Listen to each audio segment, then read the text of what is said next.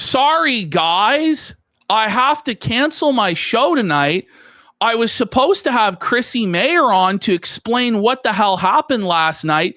She confirmed, but then unconfirmed. And I waited all day and it just got too late. Sorry, folks. I'll see you all tomorrow. So what's crazy about this is that people like Chrissie Mayr and Melonie Mac are willing to lose and burn all of these bridges and all of these connections and take on all these slings and arrows and criticism for Jeremy Hambly. But why? Because they're on the payroll. There's something else, Ash. There's something sinister afoot. Well, it's always stunk to high heaven from day one. All of this fucking shit, man. This is crazy. This is like Scientology level conspiracy at this point. This is not serious. I'm confused. I just can't believe that you choose them. But she'll choose Jeremy over Friday Night Tights if it comes down to it. And I genuinely hope, and I know that Gary doesn't like drama over there. Yeah, no, for sure. And infighting over there and stuff like that. 100%. But at a certain point, when you have somebody that's so actively picking up the broomstick to sweep up what everybody else has condemned, you have to allow some questioning of that. Yeah. You have to allow some forum for criticism, because right now there's no way to hold these people accountable at all. Yeah. Like they just act like none of this ever happened and just deny all of it and play ignorant. That's it's what drama mongering. It's not drama. But these guys do drama all day long. Yeah. And when they do it, it's perfectly fine. But the moment it happens to somebody in their exclusive club, the established conservative grifter club, then it's not allowed. Nicholas Rekieta has to be protected. Jeremy Hambly has to be protected. That. And so we wonder why all of this sweeping is going on with Chrissie Mayr, why she's so desperate to defend Jeremy Hambly to the bitter end and pretend like there's no scandal and there's no controversy, when a massive normie-friendly documentary with hundreds of thousands of views that's going to go over 1 million views literally just dropped yesterday, to the point where ignorance is no excuse. It's been trending for weeks on Twitter. All of her coworkers at Friday Night Tights have all spoken out against this, and she pretends like it never happened. If you look right there, her top sponsor is coffeebrandcoffee.com. They're friends and partners. Coffee Brand. How much do you think he's paying her? You think it's an affiliate, or do you think it's a monthly? I don't know. I honestly don't know. I honestly don't know what the arrangement is, but I feel like with how much controversy is going on, we have a right to know. Yeah. Like, what was the business relationship? This is what's going on. He was funding her content house. He was a sponsor through Coffee Brand Coffee, and that's why she's acting this way. So if we go into this entire train wreck disaster, let's go to the next slide. This is what it was. This is what it was all night long. Orange after orange after orange, meme after meme after meme, just dunking on her. Just dunking on Quartering and Chrissie Mayr all night long. Bring Brittany Venty on. How does it feel to marry a gay guy, Mel? Hey, Mel, are fake lips okay with the church? Her husband's queer. The bull oranges. How was your weekend? Oranges, how was your weekend? She's on the run. Why did you miss work today, Mel? Serious question. What are the oranges for? Her co-host is a cuck. Cry, Mel, cry. But, you know, all of these people are all just trolls or bots, or their defense is that these are woke leftists. I don't know what to tell you. Our audience are not woke leftists. We are not woke leftists. We're anti-woke, if anything. Andy has been anti-woke for over a decade. I red-pilled people in 2014. I got banned from YouTube for being based. In 2019, I got unbanned. I was a gospel preacher from the time I was 14 years old. Yes. till the time I was 23 years old. Bro, okay? I was the first guy to do a Black Lives Matter video on YouTube. I just don't know where they get off gatekeeping who's Christian and who's right wing and who's not. Like, it just pisses me the fuck off. It really does. I lost 90% of my IRL friends because of my political views, folks. Okay? 90% of my IRL friends went, you are too edgy or whatever. You're too conservative for me. And I don't care. I actually don't care. And we're woke. That's the worst attack, by the way. Well, it's just so pathetic because no one here is woke, you know? Like they're just not. You know what I mean? Like, it's just insane. Yeah. But that's what they try and pass this off as, is this is communist woke people trying to subvert their base Christian movement of tonight, promoting Nikki Huntsman, who does interracial cuckold pornography, okay, and also does threesomes with male to female transgenders. Hey Mel, where in the Bible does it say that's okay? Yeah, preach your Bible to us every fucking day. Say that we're Satan. Preach your Bible to us, Chrissie Mayr, you fucking grifting. Continuing. There we go. These are some of the comments. The fake Christian should read Proverbs 7. Gutless interviewer not asking her why she's signing off on bannings and let her obfuscate that it was about poor gameplay. Shame. She's confused about citrus. He said he could and he would. It's not a coincidence people accused him of it. And this is just the insanity of it. It's all out there for anybody to be educated about through dozens of channels. Diesel Patches has covered this. Mudahar has covered this. H3H3 has covered this documentary shit. Of almost There's a documentary views by June the King that breaks the entire situation down. There's no reason to pretend like this never, ever happened. You know, Geeks and Gamers has gone over this. Heel versus Babyface has gone over this. Nerdrotic has gone over this. The list goes on and on and on. Brittany Venty has spoke extensively about this situation. Okay? Look at this. Look at this. Here's the entire video in fast forward. Look at this.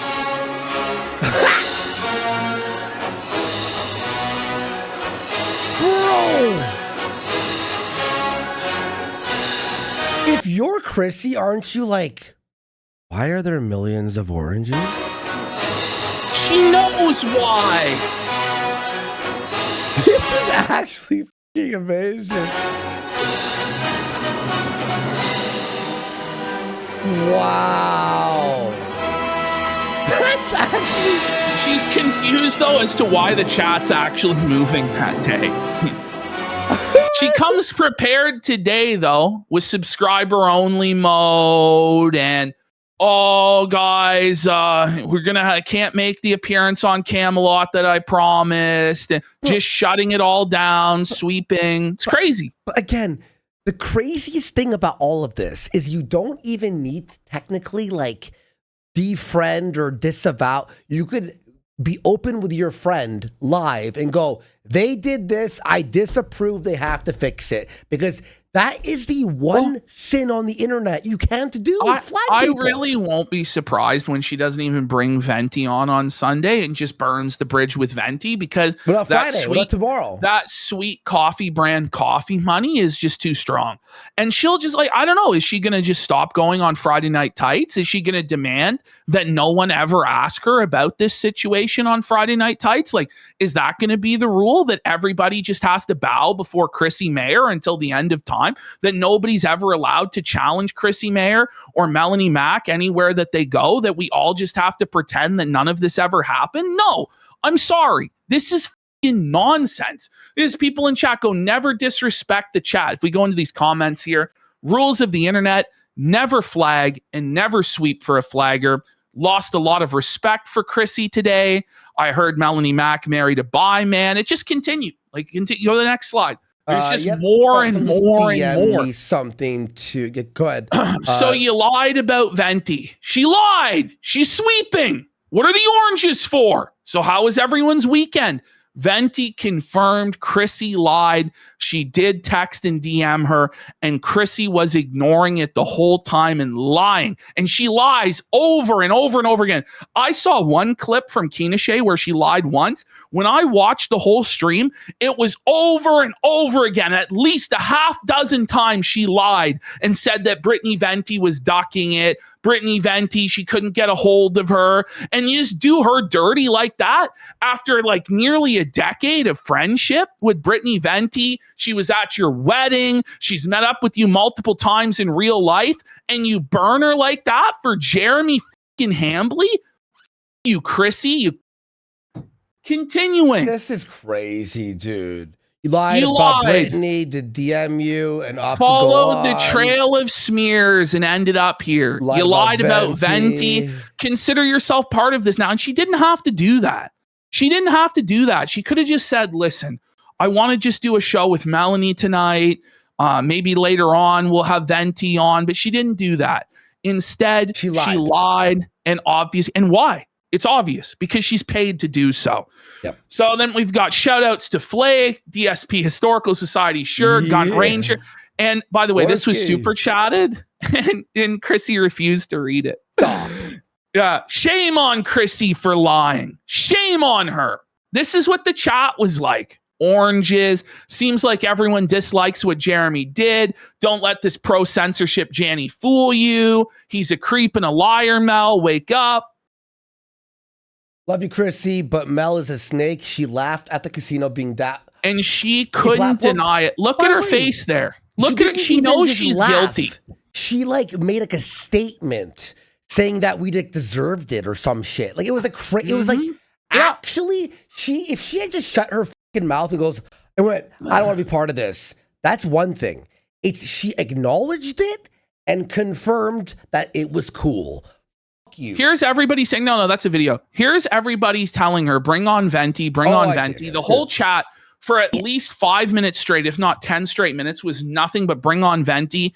5 or 6 super chats in a row, all about bringing on Venty. And Chrissie Mayr, we know now for a fact, Brittany Venty did send us receipts, and it's up to her whether she wants to put it out publicly or not. Yeah, of course. But we know and we trust that she did reach out to Chrissie Mayr and said, bring me on. I want to come on. And Chrissie here looks at her phone and she knows that there's a message there from Brittany Venty and she'll pretend like there's not. Yeah. So Chrissie apparently is belting the quartering right now. Oh, really? Well, it's too late, isn't it? She may have watched our stream.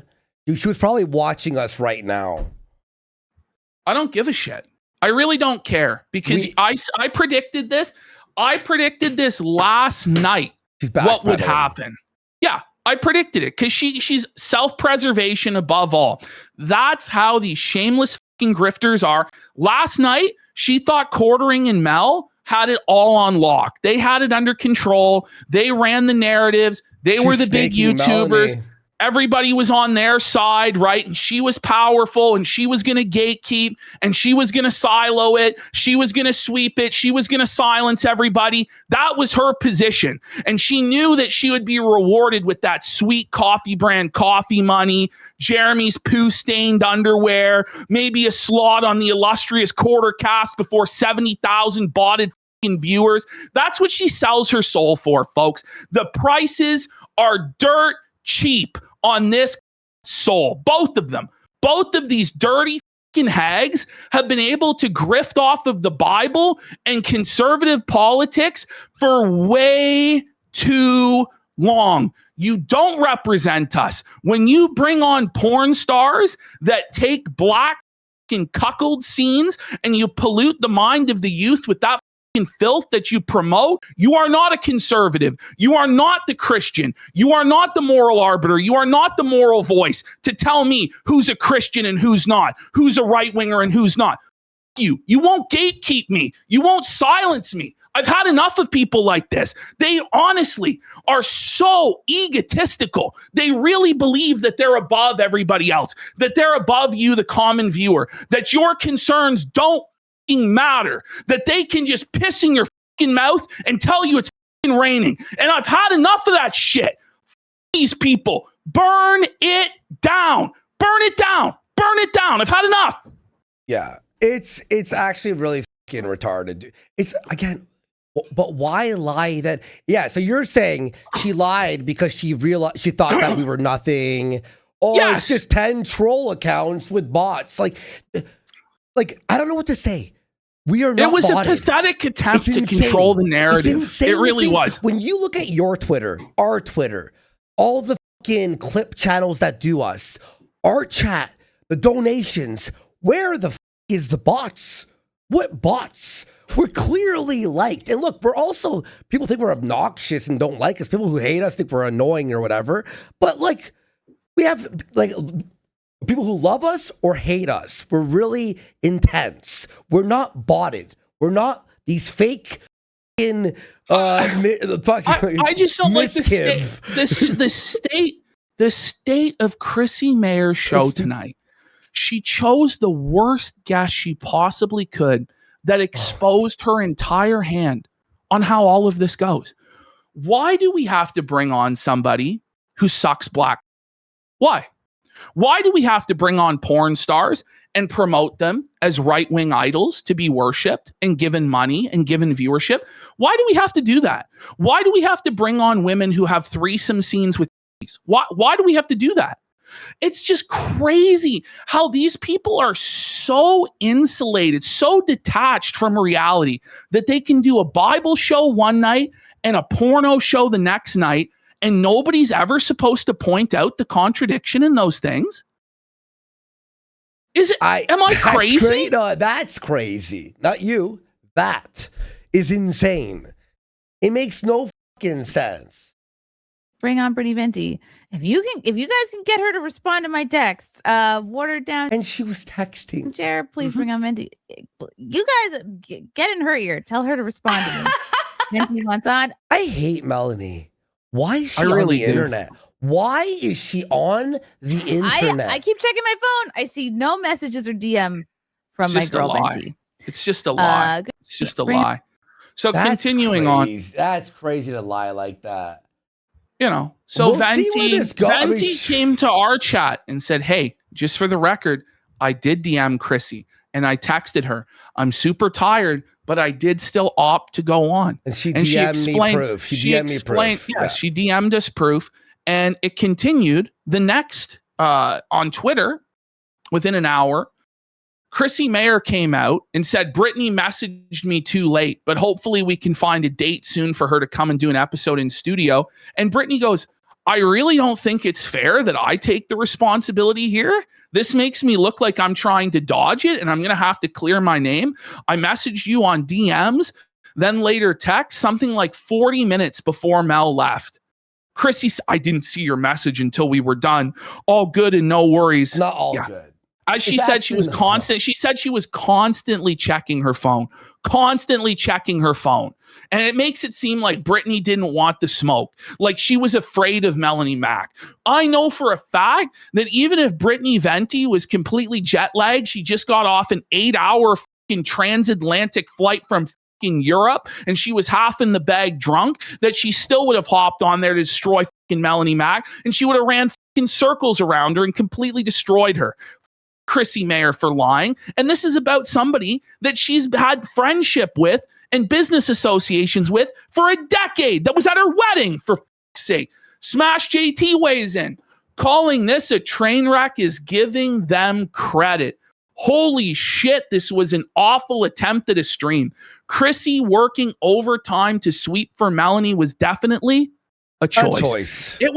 It was overtime. I had no idea how bad it was until just a few hours ago. Here comes Chrissie Mayr. All right. Okay. All right. And watch the way that she introduces Melonie Mac. She obviously thought that Jeremy had this completely under control and Melonie Mac had this completely under control and they were winning, and that everybody else was a nothing and a cockroach. Listen to how she introduces it. Okay. We don't need Earth Day because we have tonight's guest. Oh my goodness. You know her. You love her. She's been on the show before. I would actually consider her a friend of mine. She was universally hated and reviled in the chat. You guys love her. No, we don't love her, actually. We hate her. She's a lying grifter. Not even lying grifter. She's happy that our editor lost his job and laughed about it. Like, f off. Like, this is crazy. And I don't really say that about all of my guests. Well, maybe I say that about some of my guests, but I don't mean it. What? But I do mean it. Hold on. What a crazy thing to say, by the way. What a snaky, slimy, two-faced thing to just admit openly that you tell some of your guests that you're their friend to their face, but you don't actually mean it? That's... Who would say something like that? That's in the head. Is that what you tell Brittany Venty to her face? That she's your friend? And then you lie on her name in public and her over and make it look like she is scared of Melonie Mac? Is that what this is? Welcome back to the program. Actually, the new Mrs. Melonie Mac! Mel should not be allowed on the fucking internet.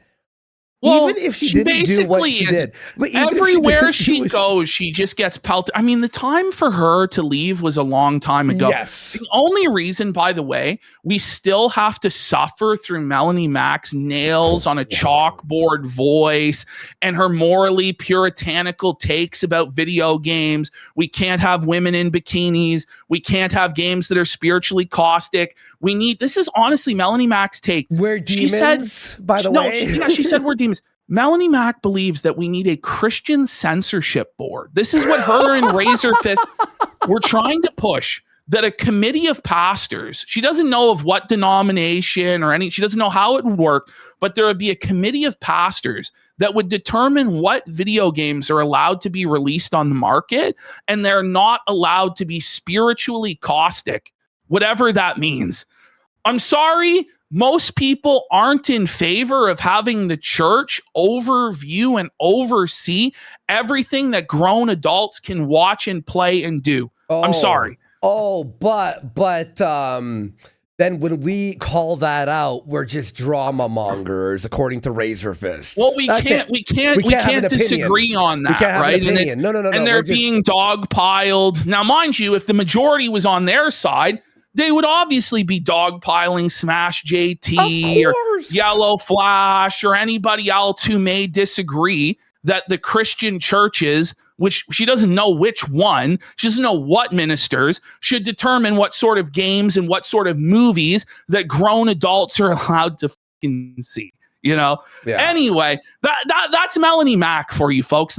This is why we have to suffer and tolerate this bullshit. It's all Chrissie Mayr's fault. Melonie Mac had lost everything. For those of you who don't know, Melonie Mac for a decade was one of the most shameless leftist SJW pro LGBT pro voices in the gaming community. She shilled all of that stuff. The receipts on it are legion. And she burned all of her bridges over there. She lost everything. She was considering getting a job as a personal trainer, right? Here she is as the servant of the Doritos Pope, Jeff Keighley. This was during her era as a woke leftist, as a corporate shill. She was done. Chrissie Mayr brought her in and gave her a fresh start to grift the right wing. And she latched onto it, and she became Little Miss every single gay person. I'm going to bully gay people. I'm going to bully Chinese. I'm going to force them to convert to my religion. But then when people have an issue morally or ethically with what you're doing or with what Jeremy Hambley's doing, it's bullying, it's harassment, it's not right. No. You don't get to claim that. You don't get to go out and go after all of these people and rebuke them and tell them they need to repent. And then when I tell Jeremy that he needs to repent of being a pill-popping, alcoholic, flagging cuckold that poops his pants, and you need to repent of wearing all of that makeup, the plunging necklines, showing all the skin, being a dirty you cry out your ass and claim bullying and harassment. You remember when you first went at her back in the day, right? And she was talking about the Goonergate. So you found a ton of pictures on Insta of her and put it like a collage. Yeah. Where she was in bikinis.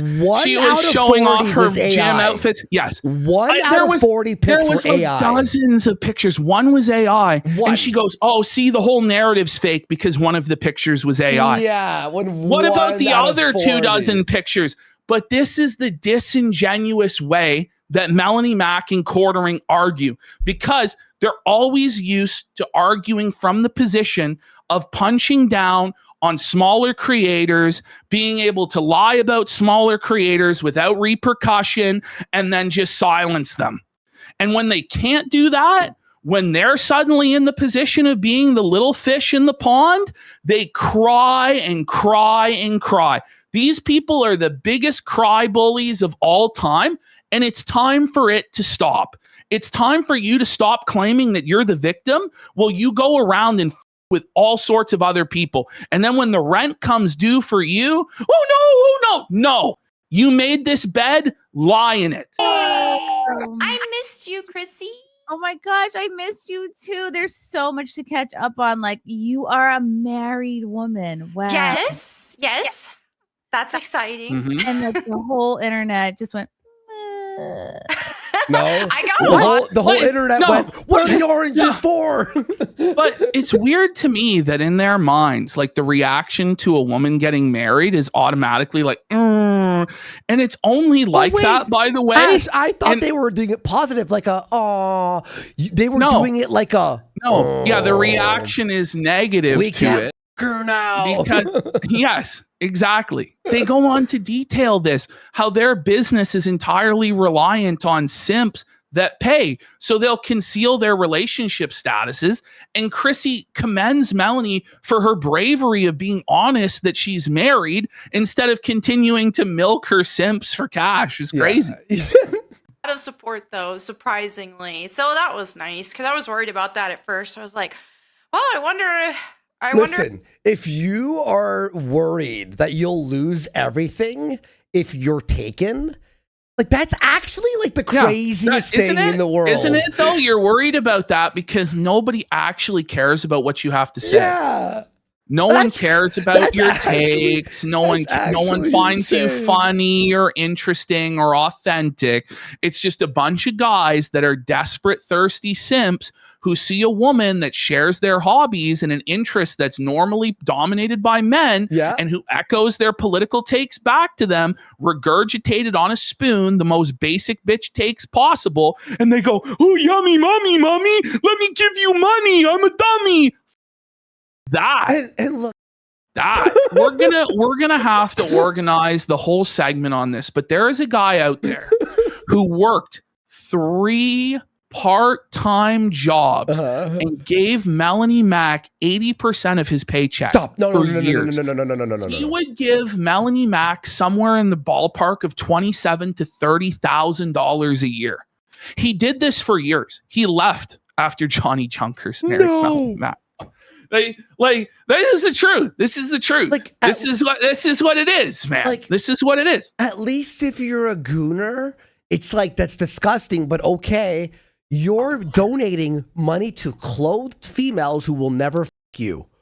Well, these women, they'll get in Discord with these guys, and they'll maybe. Yeah, they hook them in, they lead them along, they milk them. These women know how to manipulate these men. It's the only way they can make money is to manipulate sad, lonely, horny men who have no other options, no other outlet, into giving them cold, hard cash. That's the business model these fucking live off of.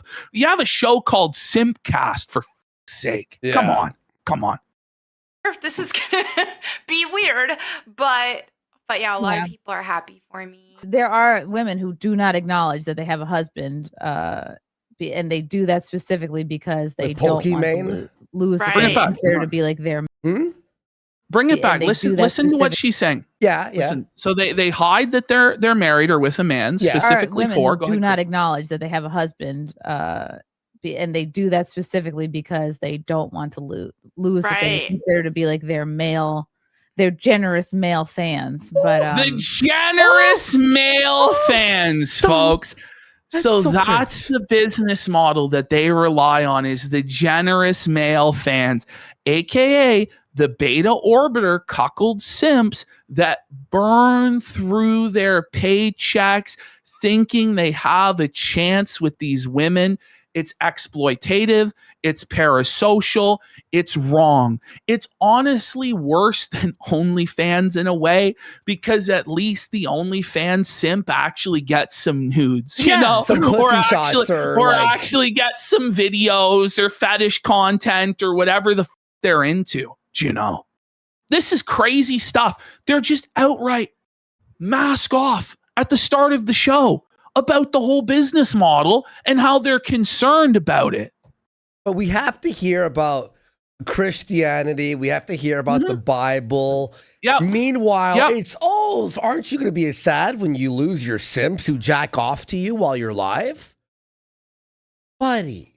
And I didn't lose in the grand scheme of things as many followers as I thought. Like, I had that initial purge because I announced when I was engaged, and then I had an initial purge of like a couple thousand. A couple thousand. Look at Chrissie.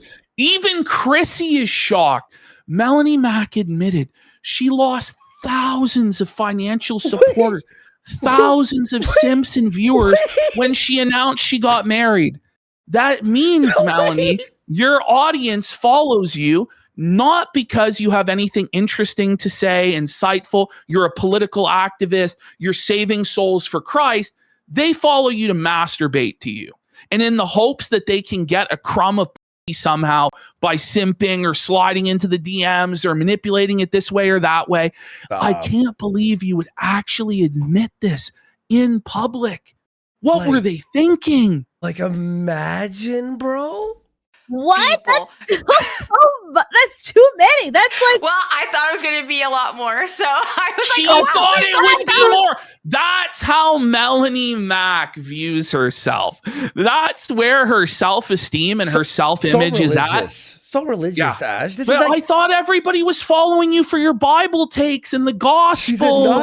She's a nun. The LGBT agenda and all this. Shouldn't you want to purge these people from your audience in the first place? You know, Chrissie says that's too many. Why do you want these people around? Why do you want these gooners and these simps around, huh? Yeah. Don't you want to be taken seriously for your comedy or your religious preaching or your political takes or your gaming streams? No. These are women that use their bodies to milk men of money, and then they tell us about the Bible and Christian ethics. And here it is, just on full display, naked for all to see. Ash, we're cool with cleavage and butts being shown in games, though. That makes us the bad people. We're the gooners, because Catwoman should have leather pants and reveal her butt a little bit. But thousands of men jacking off to you is fine. What's crazy about this, though, is they have no actual moral foundation whatsoever. They're not actually anchored on the rock of Christianity and the gospel and a sound understanding of theology and doctrine, because Melonie Mac is all over the place on this stuff.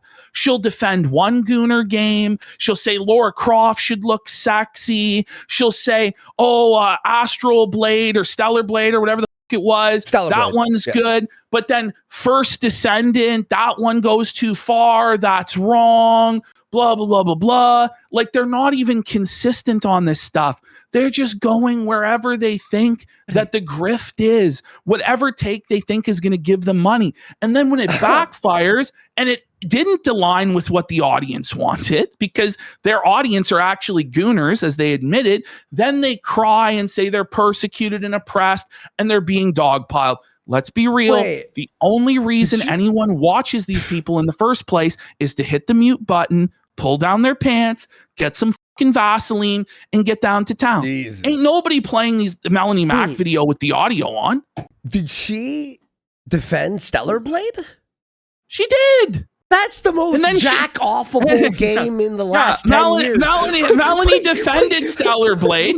Melonie defended Stellar Blade and then was against First Descendant. Wait, That doesn't make any sense. Have you played Stellar Blade? When you walk up a ladder, you could like jack off to that. What the? Don't want to. Yeah, you know, as you said, I've been divorced before. That was about 6 years ago. We have a divorce and remarriage scenario, folks. We know that Christ hates divorce. He hates it. If there's any way avoidable to avoid divorce, that's what Jesus wants. He says it's one man and one woman for life. Divorce and remarriage is not a Christian concept, except in the case of adultery. Now, maybe Melonie was cheated on, maybe she wasn't, but we have her, the great Christian or arbiter of morality, who's already divorced and is getting married and is already married again. Divorced and remarried. Now, I know that's a very socially conservative position, but she's claiming the most socially conservative position she can and grifting that way. But I did it the wrong way. It was an unequally yoked marriage situation, even though I was like living in rebellion against my faith. Yoked? No. So she says it's unequally yoked, and she later on defines this as she was a Christian and her partner wasn't. But her next words after saying it was unequally yoked was she was in rebellion against her faith. So both of you actually were not living a Christian life or lifestyle. So it wasn't unequally yoked. And you can't put all the blame on your ex-husband. I'm sorry. Off. You know, got in a relationship with a non-believer, and then before you know it, it says marry only in the church, doesn't it, Mel? Says that for a reason, right? What is going on? What, like, folks on the internet for the last month? Is everyone okay? Is everyone okay? Full-blown rebellion against my faith, which I don't want to blame that relationship for that. Jeremy has ruined the internet. I hate Jer so much. Entirely. It was, most of it was on me, and I should have known better. And start going back to my faith. The LARP is over. But yeah, because then I was like, I love how she's going back to her faith. The LARP is over. No, that's when the LARP truly began. That's when the LARP truly began. Because the truth about Melonie Mack is she's an incredibly worldly woman.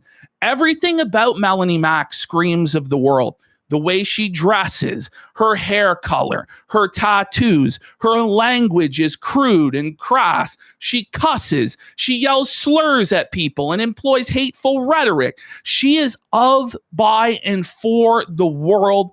As much as she says that she's a Christian, she is a disciple of the world, led astray by Lucifer, led astray by the devil. She's a false prophet. She's a grifter, and she doesn't even know what she doesn't know. She's just a clueless airhead out here, folks. First two, I was like, okay, I was cooking him 2 meals a day, and then he's like, you can just cook me 1 meal a day. Listen to this. Okay. Listen to this. Okay. So Mel is trying to flex her trad wife credentials. How she's so traditional, how she's so base. She was cooking Johnny Junkers 2 meals a day. Okay. There's only one problem. Mel's an e-girl. She's on the internet. She has to stream with Jeremy Hambly, and she has to make her gaming hot take videos. So Johnny Junkers has to suffer. The meals have to be cut out. Listen to this shit. But I was cooking him 2 meals a day, and then he's like, you can just cook me 1 meal a day, and I'll make stuff for like Chrissie was shocked. All this stuff or whatever else. And then it's like, okay. And then he's like, oh, you've been a lot busier with your content and stuff lately. If you want, I could just get me some factor meals and like meal prep stuff. And I'm like, so now she doesn't cook any meals a day. Johnny has to prep his own meals. So trad, so based, so wholesome. Oh my God. Her voice feels like my head's being rattled in a tin cup. Like her voice is actually it's like not even No, it really is. It really is. I'm like angry listening, not even to what she's saying, to the tone. Like, oh my God. Are you sure? Is it? So, I'm trying to. Damn. I'm still trying to figure it out. But one day he's like, I really would like some rice and some, the hot dogs that have the cheese in it. Are you hearing this? Melonie Mack's gourmet cooking is rice with hot dogs and cheese whiz. This is These are the meals that she doesn't even have the time to cook her husband, Johnny Junkers. And it's like, did you guys not learn that you shouldn't overshare about your lives yet during this arc? There's no reason to tell us any of this stuff. But like, they actually somehow believe, these women, because of the hoflation, because of all the thirsty simps who tell them that they're walking on the water, that they're beautiful goddesses who can't do any wrong because they regurgitate the political takes that they want to hear, right? These women actually believe that people out there really care about their domestic lives and what they cook and what they're doing with their husbands. I assure you, no one gives a shit. That'll make the simp stay. Wait. The only simps who stay will be cooks. Mm-hmm. Hear me how I cook for my husband. Grilled hot dogs with cheese on it. And I'm like, just rice and hot dog cheese? And that's it? Like, no sauce or anything? He's like, no, just that. Like, he's from the Philippines, and sometimes it's just hot dogs over rice. So he's from the Philippines. He doesn't know any better. He just eats hot dogs and rice and cheese whiz concoction, like holy, he's like brand new foreigner off the boat. He's like fresh off the boat. He's a fob. Holy poverty alert! Poverty alert! Bring up some super chats, and I'm noticing a little bit of a theme. So I are you? Oh, and Mel is excited. She's like, oh, I'm sure they're all asking about the Bible and how awesome Johnny is, what a chat he is, right? Mm-hmm. No.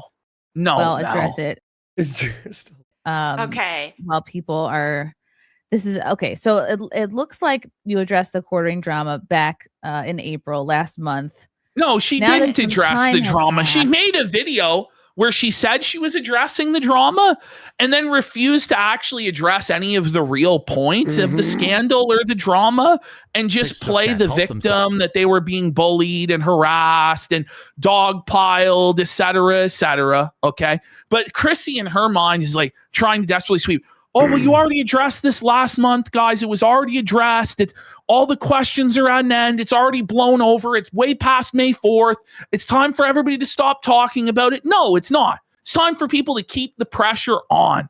Never take the boot off these people's necks. And ever. Ash, here's the thing is, the boot will never get off their neck until Quartering makes a statement and talks about how he got us banned. Literally. Well, he can't defend it. He can't defend it. No, I don't care. Admit it. Just admit it. And you can get felted. Like, you have to admit it. This is never going away for 10 years. For 10 years, bro. I'm here.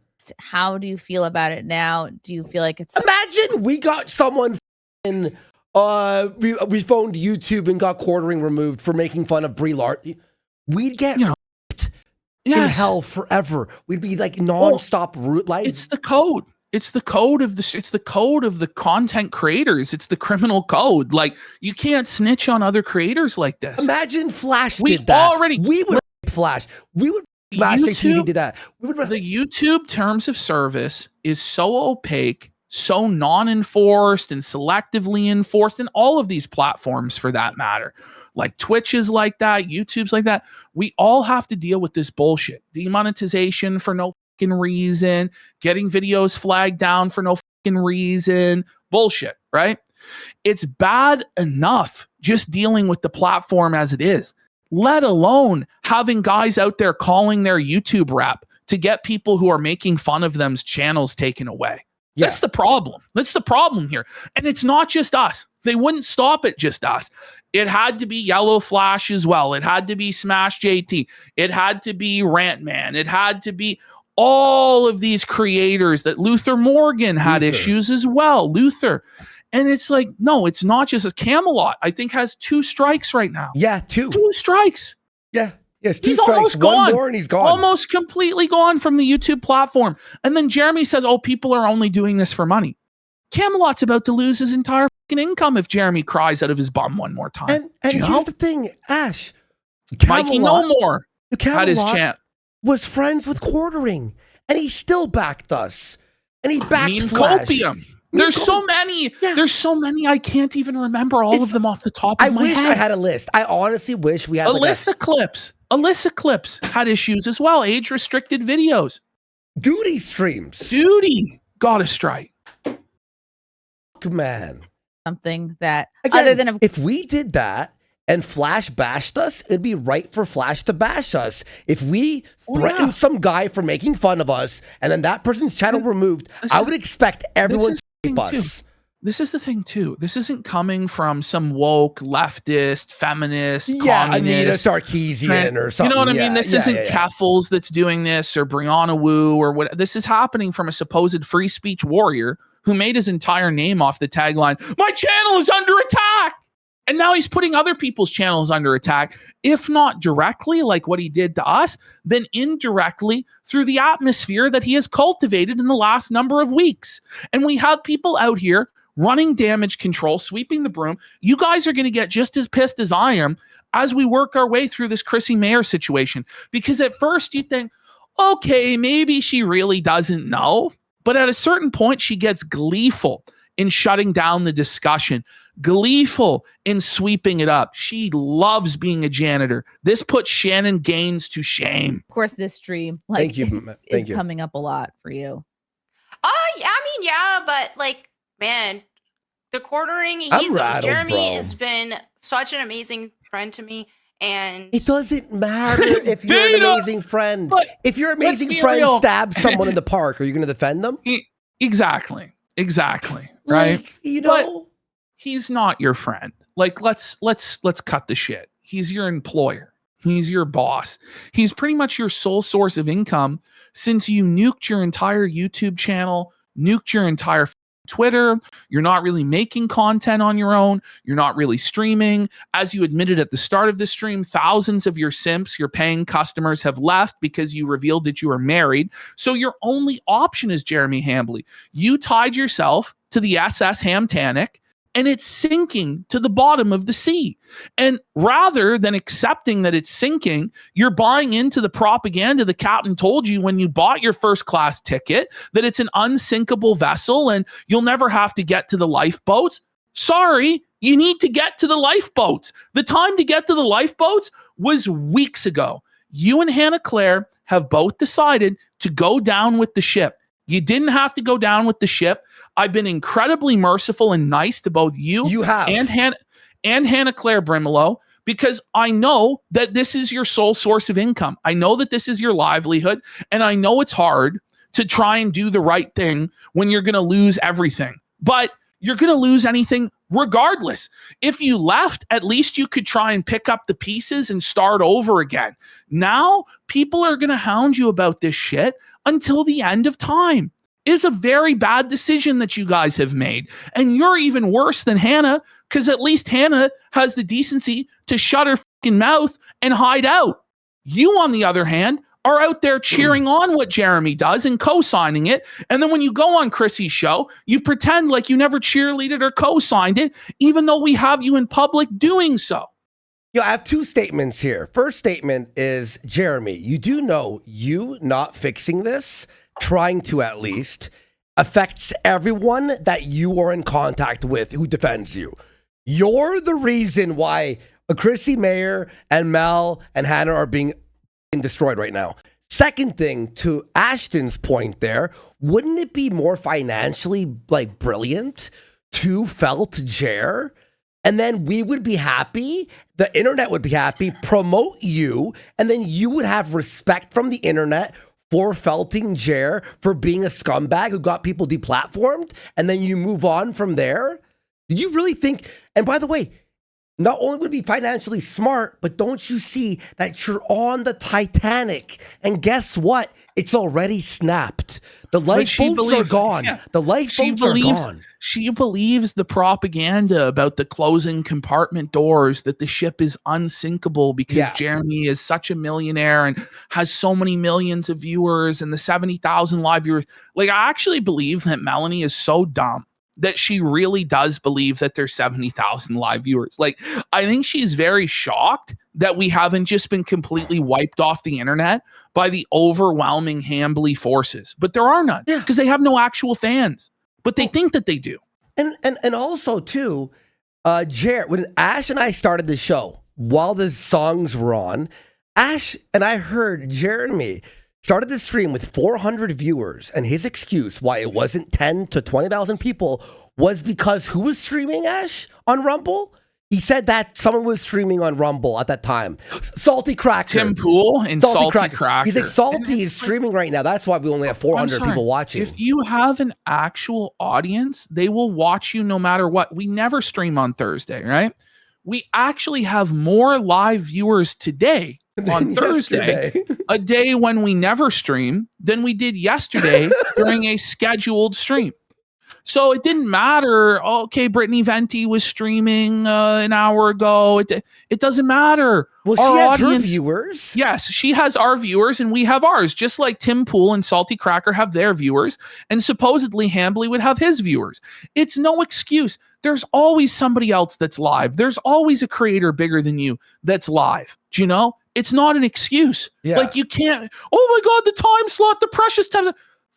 The time slot. The viewers are going to decide who they want to watch and who they want to support. Yeah, man.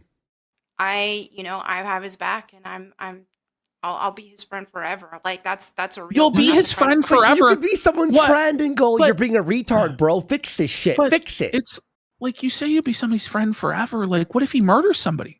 What if it turns out he's a kid diddler or something like that? Are you still going to defend him to the ends of the earth? There's no limits to the friendship. There's no limits to the loyalty.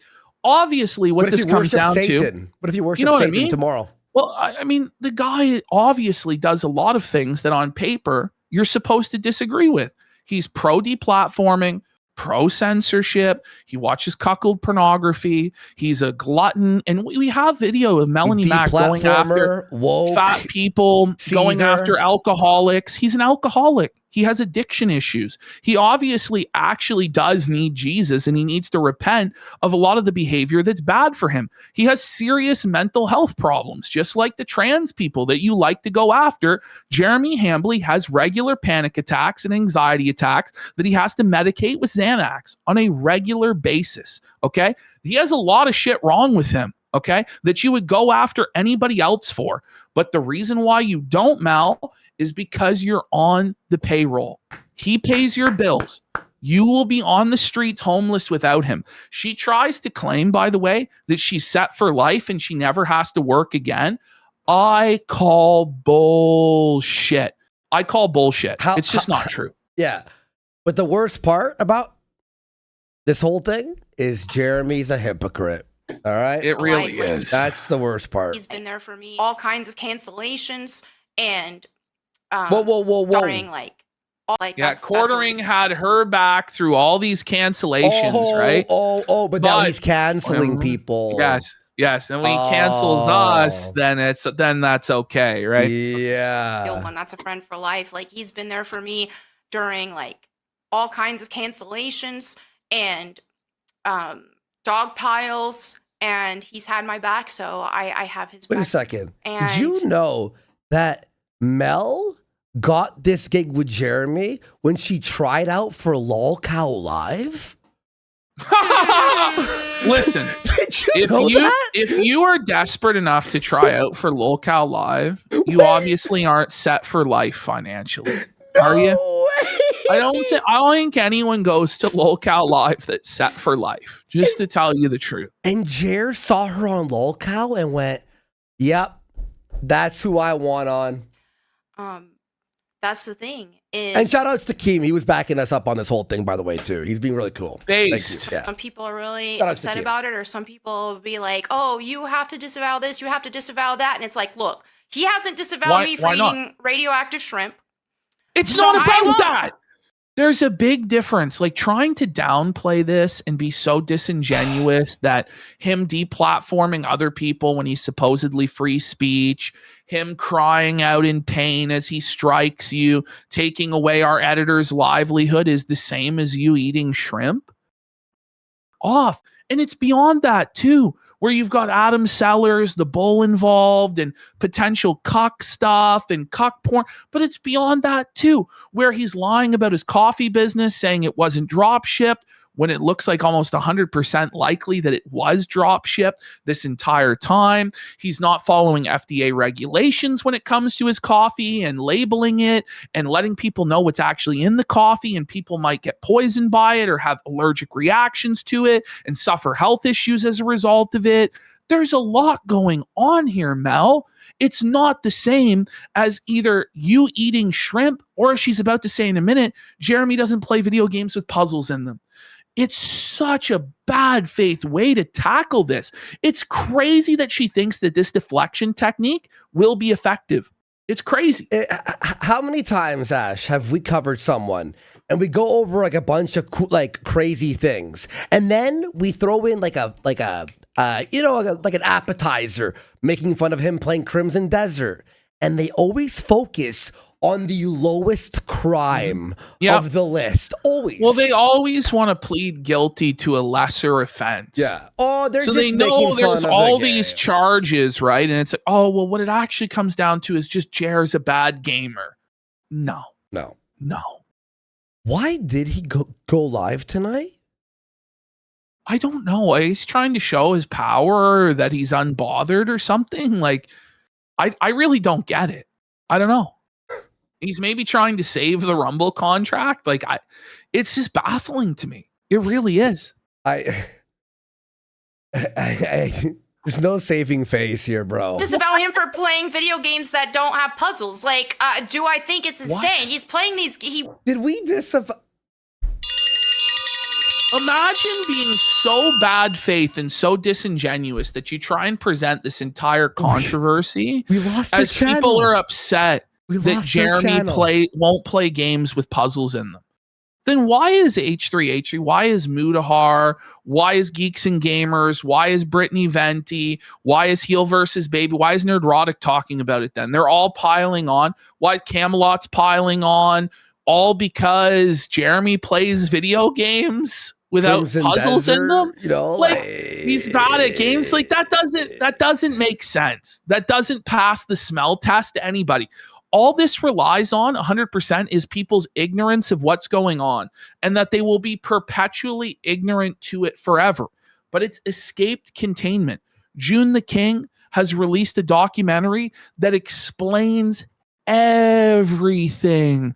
Eventually, through osmosis, through all of the other creators covering this situation and talking about it, pretty much everybody will know the situation, and the saturation of it will become unavoidable. And at that point, you will have lost because you lied and set out a disingenuous narrative from the beginning instead of trying to honestly engage with the criticisms. Instead, it's this weird like gatekeeping, like, oh, you know, there's nothing to see here, guys. That's not going to cut it at this point. There's 11,000 people here. And you know what's bullshit too? The reason we'll never get the channel back. We can only apply for a new channel, by the way, in a year. We have to wait 1 year from when we were banned for me to get my channel back. Or, by the way, and we have to start fresh. Well, the Worski appeal is still in limbo. Yes. So I have to wait till they say no. They still haven't got back to us on that, and we can't actually fight the Kino Casino clip bullshit until the Worski appeal is resolved. So it's actually crazy. I spoke to someone on the weekend through like their chat, and they said we have to wait for the appeal to go through. It says 2 business days. It's been 1 month. And I know that YouTube knows about the story. They have to, right? And I think they are purposely ignoring it and avoiding it to not show that they were wrong. The thing is, had it not blown up as much as it did, they may have reversed it. And Quartering, for whatever reason, signaled that he thought it was going to be restored that week. What he knew, thinking that it would be restored, I don't know. But I think there was a decision made like, listen, we can't admit fault on this. Yeah. Because if we do, then the house of cards might come down. It's easier for them that their managers are in that they f up and that there's undue influence from other creators and stuff like that. So they're never going to admit there was a mistake, right? Yep. And so maybe 6 months from now, maybe a year from now, it'll be resolved and we'll get it back once all the controversy has died down. But honestly, it blowing up as much as it did may have very well harmed our chances of getting the channel back. But it's not even about that at this point. It's about holding these fuckers accountable and saying, no, this time, you're not getting away with this. You have to suffer, bitch. All right, we gotta get through it. Yeah. Won't play games with puzzles. It's like, no, I only have to play these like ADD games, ADHD games. Fuck okay, off. you know what? I'll still be his friend. I know that really tested our friendship, but I'll still be his friend even if he doesn't play Tomb Raider. So yeah, that's it. And, What? It's not about Tomb people on the Raider. internet are gonna tell me. Like Chrissie is looking at the chat. By the way, look at Chrissie. Will you pretend, like Chrissie, if we have to pretend that she actually doesn't know what's going on and she's ignorant, look at the way she's grimacing and biting her lip right now. She knows that Melonie Mac is lying right to her face. She knows that this answer isn't going to be satisfactory. She's looking at a chat that's constantly like Adam Sellers, The Bull, oranges, flagging, Kino Casino lost their channel, Camelot's been flagged, Yellow Flash has been flagged, Jeremy ducked a debate with Yellow Flash, he talked all this shit. She knows right well that it's not about that, but she has to pretend to sweep for Mel and Jer that it is about that. It's obviously not. Yep. Room temperature. By the way, I'll just say one last final point and then I'll let you go. Yep. Melonie Mac is supposedly this Christian woman, this righteous truth teller woman who would never tell a lie because she loves Christ. This is obviously a lie. Melonie obviously knows what this is about. It's not about Tomb Raider. It's a clear lie. So shut the up. Me who I can or can't be friends with, or what I have to say or don't have to say on social media. Like, that's none of their business. So, and guess what? Like, you can be friends with someone and not agree with everything they do, not support everything. See, now Chrissie has a good point there and is giving Mel an out where she's like, well, you can be friends with somebody and not agree with everything they do, right? That's the out. That's the out. You know what? I disagree with his actions. Like at bare minimum, what you have to say in this situation optically is, he never should have made those threats in Josh Moon's DMs. That was wrong. And it made it look like he flagged it down, but he didn't actually take action. But even Jeremy admitted in his non-apology on Twitter that was the case. And then he deleted that and pretended like he never admitted that it was wrong. But Mel won't even go that far. She thinks that it's all okay. She sees nothing. She knows nothing. It's actually about Tomb Raider, guys. Cough. Not like people are going to hate you. People hated Jesus and he was perfect. So it's just like, are we seriously comparing you and Jeremy Hambly to Jesus Christ, the Son of God? Did Jesus get people banned off of YouTube? Well, they're actually going to say that Jesus would support deplatforming in a second. Shut the I'm not kidding. When one of the super chats comes in, they're like, well, Jesus would support people losing their channel. Like, it's just like, are you guys for real? Like, do you not realize how blasphemous it is to compare your situation to Christ as though you're sinless, as though you're actually living this righteous, and it's just that people hate you because you're so righteous and you're such a good example, and they're all demons and agents of Satan and the woke left. Like, give it a break. Give it a rest. People hated Jesus too. So therefore, that's what Jeremy... Are you kidding me? This stuff bothers me, man. Like, it actually really bothers me when people cloak themselves in Christ like this one day, and then the next day there's a porn star on that does scenes. Fuck off with you. Oh my God. Yeah. And you know what? Like, nobody knows your private conversations with Jeremy. Right. Like, for all anybody knows, you could them. be privately telling him, I don't agree with this or that. See, wait. That's the second out. The second out is so you probably DM'd him that you didn't agree with the flagging. Yeah. No. No. Chrissie's trying her best. She's trying so hard to sweep it all and give her outs. It's crazy.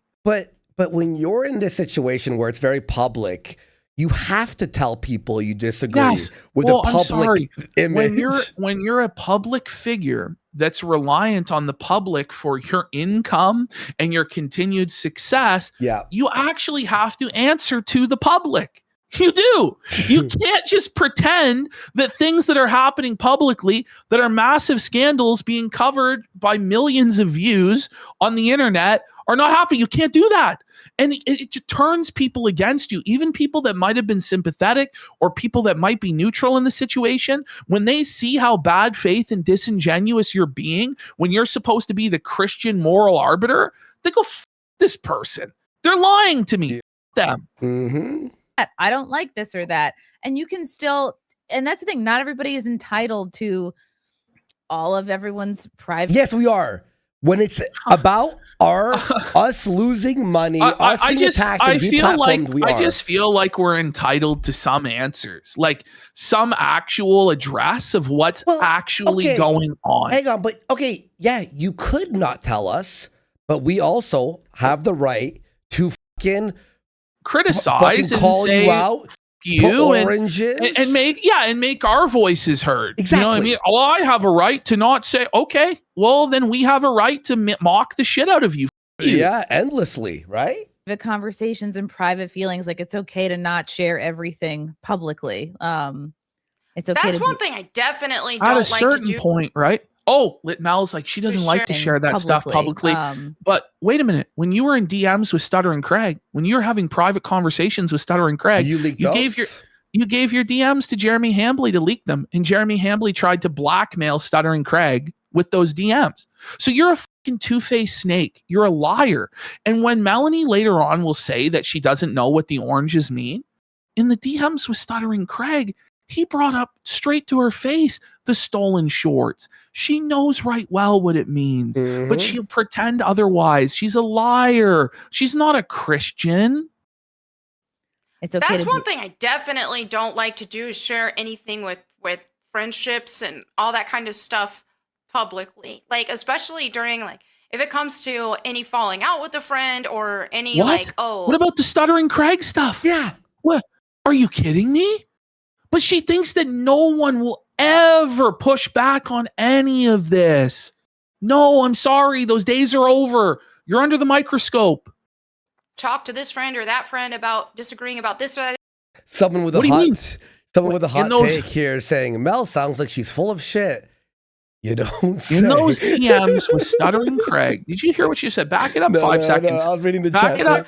Back it up 5 seconds. Yeah. Here we go. Like, especially during, like, if it comes to any falling out with a friend or any, like, talk to this friend or that friend about disagreeing about this or that or the other, though, I'm not going to air that out on the internet. About when you went to Stuttering Craig in the DMs and you went apeshit about the fact that he brought Smash JT onto his show to dogpile you?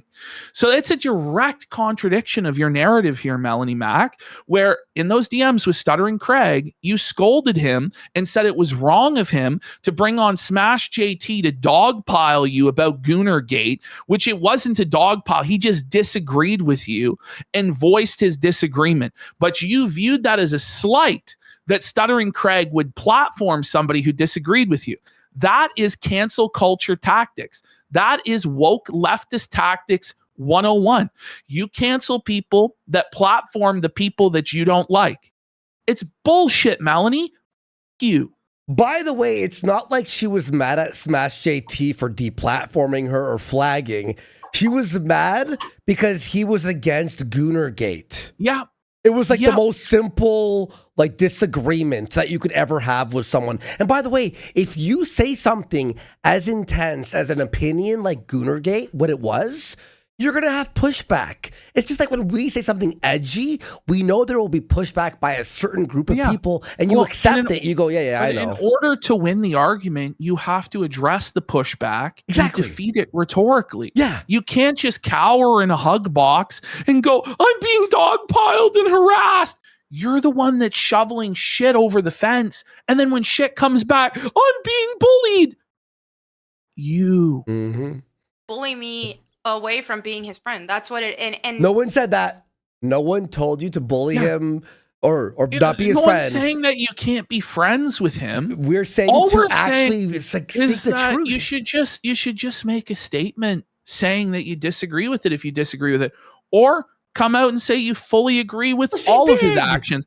Well, she basically did, right? But then she's upset that she gets pushback on that. I'm sorry. You have a right to be friends with him. You have a right to defend him, but you don't have a right to not be criticized. You don't have a right to not be mocked. You're a public figure in the public square that's trying to convince hearts and minds to live the way that you say. So you can't hide. Ash, you won't believe this. Maybe you will. Let's look at the top trending worldwide. Huh. We're just trending every day worldwide now. Wow. We're just always the top of X every day. That's Melody back.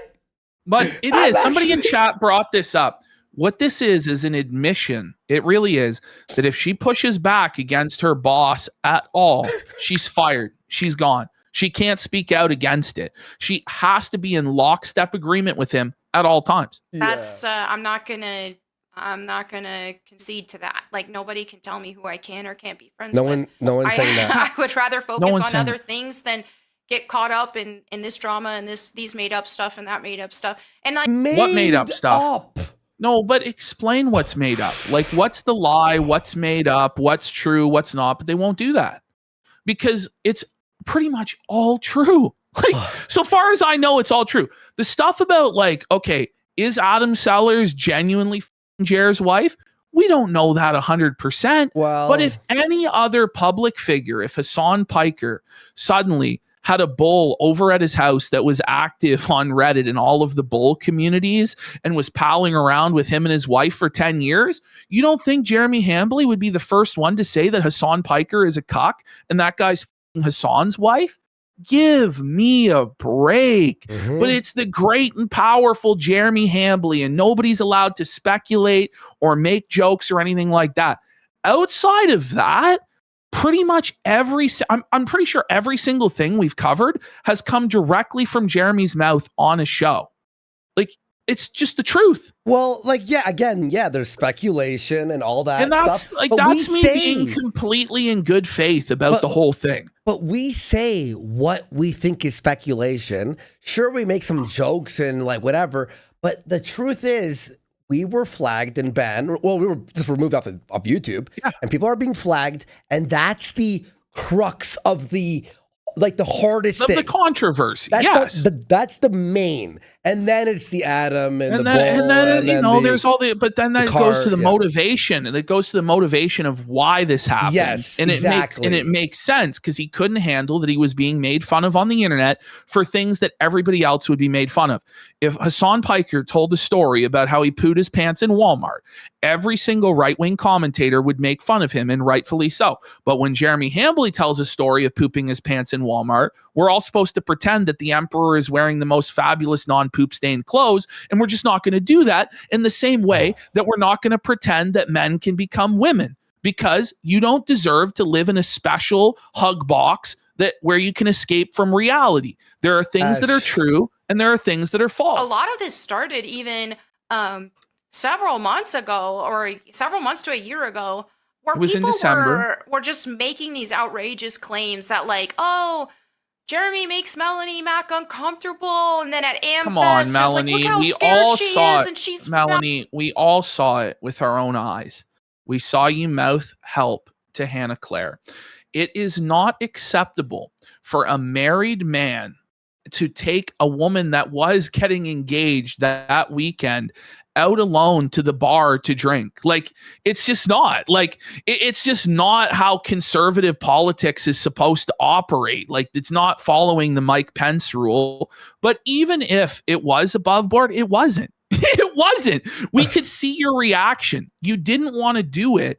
And then when Hannah Claire volunteered to go, we saw Jeremy's reaction, and that was the most telling of all. He was so upset that Hannah Claire would be there, because then he couldn't perv on you and creep on you.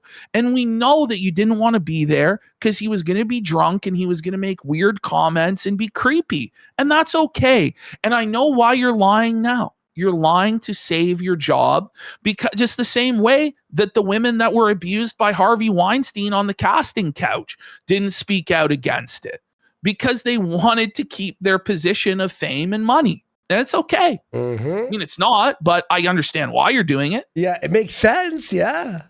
Mouthing to Hannah Claire, help me, because he asked her to watch a football game with him in the lobby in a public place with other people. And well, it was nobody like, said he was going to rape you in the middle of a bar. We pointed out that he was a creepy simp because he obviously was a creepy simp, and you were uncomfortable with it because you were obviously uncomfortable with it, judging by your body language and you mouthing help to Hannah Claire Brimelow. And every single person who actually watches the clip comes to the exact same conclusion, Mel. Yep, exactly, so, dude. And this is the thing. You have a motivation to lie because you're getting paid, okay?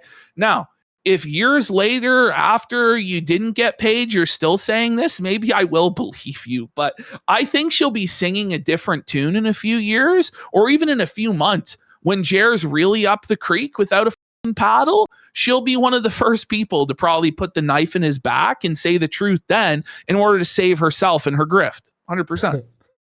Create this crazy narrative back then and completely ignoring the fact that, like, we were on stream before we even went to Amfest, and he mentioned watching the football game. I said, "Oh, I want to watch it too. Like, I'll watch it with you. Let's find a place and get like some friends, and we'll watch it because I love football." No. He had to rearrange. He had to rearrange dinner plans. Do you remember that? That's a retcon. It was going to be them alone watching football, and then Hannah Claire invited herself to save Melonie Mac because Melonie gave her the look and help me.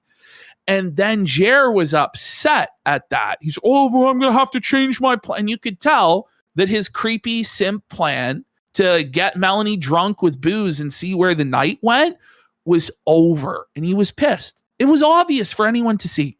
Ignored that I brought it up first. And because, like, okay, we're at Amfest. We have a booth. There's big crowds there. And we just started the stream. So at this point, this story doesn't even matter. No. At this point, it's way beyond that. But she's lying about that in order to say, oh, well, they lied about this. And then so we therefore can't. So therefore, everything said about Jeremy Hambley isn't true, even when there's video evidence, text message evidence, mountains of evidence towards all of this. I mean, like, it's things that he actually did on his live stream or said in videos. But we can't look at that now because you're disputing a narrative because you obviously have a bias to say that it didn't happen for money. If I look, any type of nervousness was just from being at the first time at Amfest. Had nothing to do with Jeremy. Like, Jeremy, I've been friends with him for years and years. So it's just like, okay, like, that's my bro. Like, if anything, like, I was more comfortable being able to do the event with him there. So it started out with a lot of stuff like that, just making up a bunch of crazy stuff. So I don't even know everything that they've said about him, and I don't care, because what I do know, what people have said about him regarding me, is lies.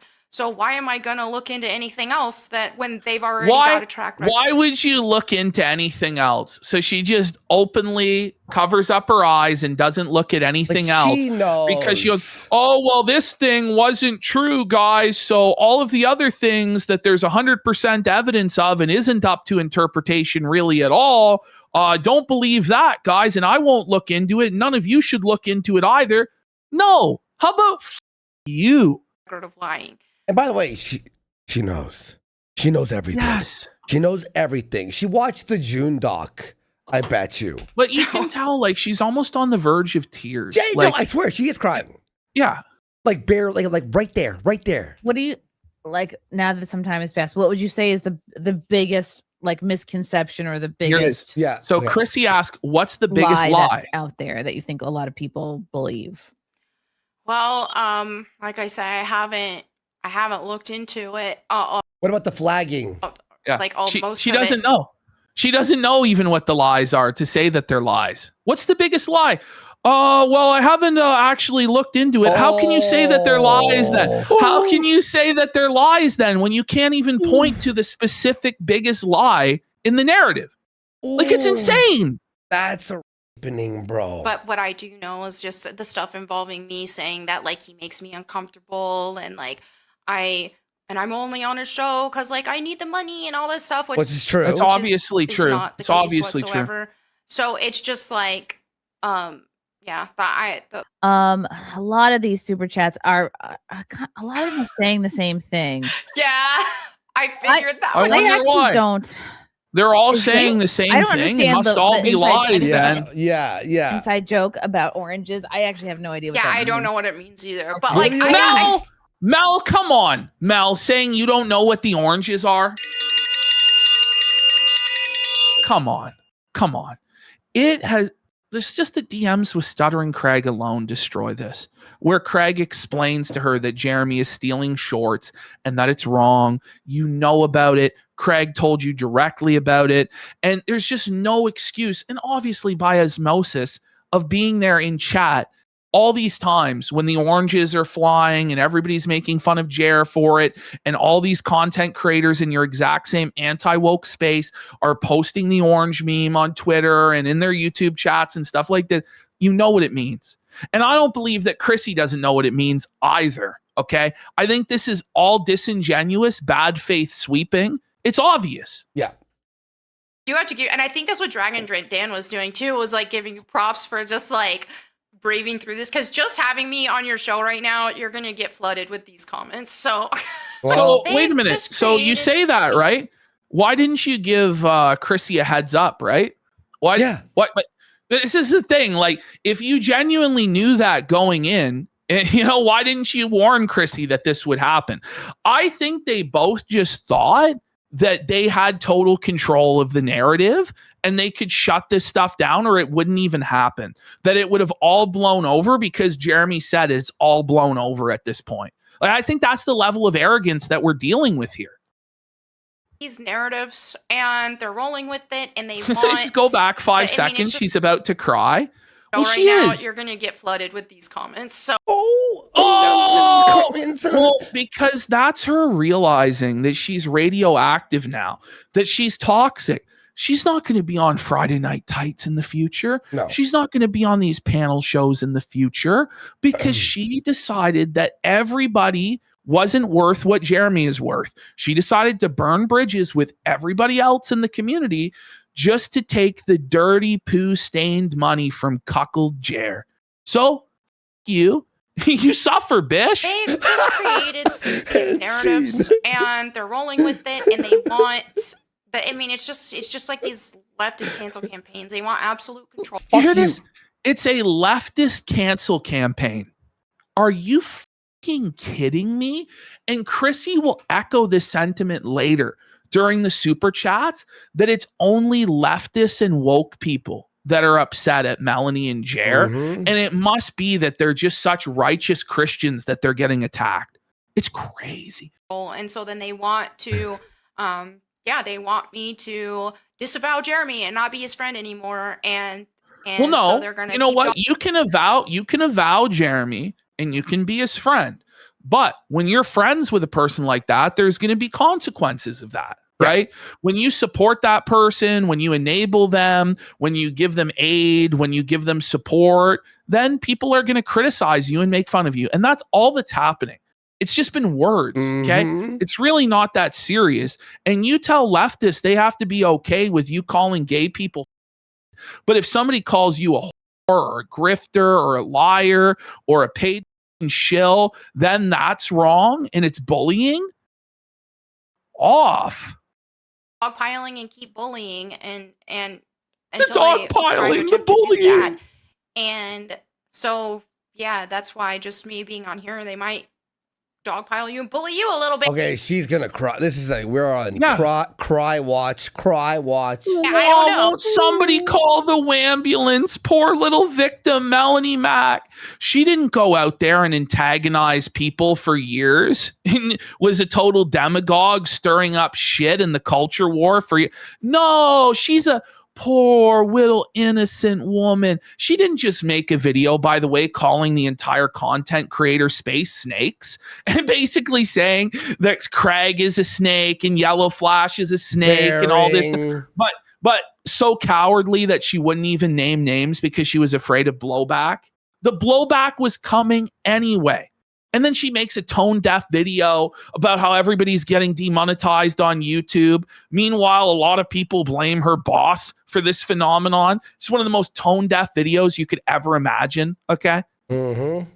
She wonders why she's getting heat. I always found it funny where she's like these people are snakes. Why don't you like warn people who the snakes are? It's like when Jer's like, people are DMing me, and it's like I've exposed these conservative grifters, but you won't say who exactly is stealing money. So wait. So then how can any of us know who to be worried about? Exactly. You know, so other people are going to get snaked then because you're not going to name the snakes because you're scared that you're going to get pushed back, right? Like it's really crazy. But I'll just go back to again before we unpause the idea that Little Miss F Slur is worried about bullying now is crazy. Yo, you're right. That's actually crazy. To fucking like you bully gay people, which go ahead. I don't give a what you do, honestly. But then people are saying, "What are the oranges for?" And you're melting down and defending deplatforming. Go yourself, dude. Hopefully not, because like you're not. Yeah, I don't want to get you involved in all this craziness because I've just been ignoring. I've been ignoring it. But yeah, they are for some reason. People are just like, they're just in dogpile mode right now, and they are for no reason, for no reason whatsoever. You can't possibly think of why, right? Come on, how bad faith! What an awful lie! What are we doing here? You know what's so funny? If Jer hadn't had us removed off of YouTube, the Adam Sellers thing would have been moved on. We'd be on the next chapter. No one will be dogpiling. No one would be like spamming their chat. It's the main reason is the flagging. It may have been that we started focusing more on other people. Like, I don't know. Like, nothing really else actually came out about Adam Sellers other than Jer saying he invited him over for darts or whatever. Yeah. So that narrative probably would have ran out of steam after a week. Yeah, exactly. Tops. We'd be on like making fun of his card openings again. You know what I mean? The card openings, or he talked about his poo to Hannah Claire. Like he mispronounced the word. He made the situation so bad. But he goes to Josh Moon like a mafia don.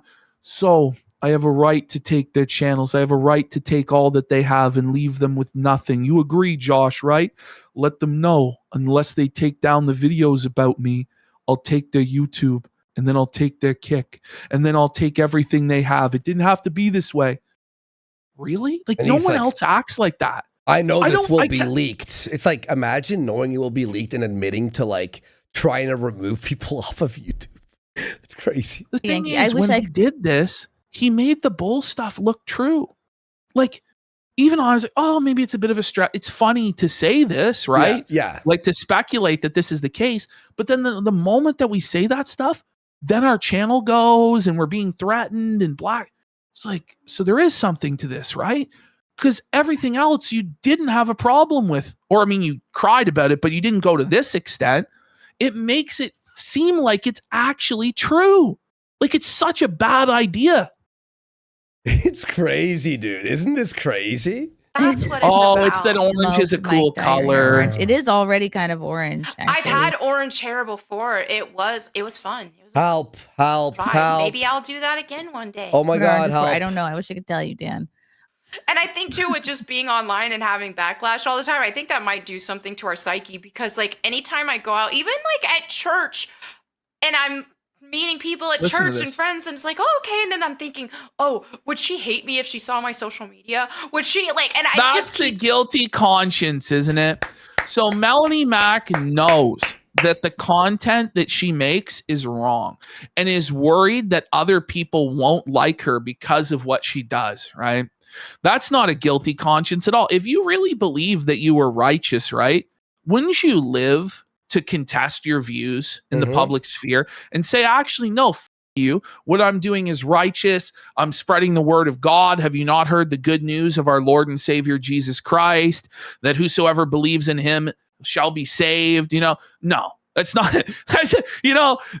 She's got a guilty conscience about what she does because she knows what she does is wrong. I think it's a very telling statement. I show people our clips in public. I showed our waiter at the keg last week a clip of us making fun of Jeremy. These thoughts I'm that proud of her show. Going through my head because I show everyone the lazy shells video. So used to getting so much hate online that I just assumed that, oh well, if they actually get to know me, they're gonna hate me. Farmer John Brown. Did you hear that? Thank you, Farmer John Brown. Did you hear that? Mel. Stand with She you. said that once people get to know her, they will hate her. That's what she believes. Well, it is true. It makes sense. It Makes sense. It is true. Stand with you, girl. I don't care if Johnny is into dudes. It's clear you got a type, girl. And Oh stand proud or stand with the LGBT. Sorry, but Bunch of people memeing. That's what it always is. It's just like, okay, if that's the thing to do if you want to hate on a woman is tell her I honestly have never heard this except with Melonie Mac.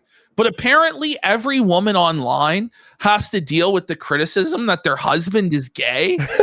No, I think it's because Johnny acts in a pretty gay and effeminate way, and he's a professional cosplayer, and he said a lot of suspect things on Twitter is why people might think that he's gay. And it's also funny to say that he's gay. But he doesn't, oh my God, my religion is under attack. Oh.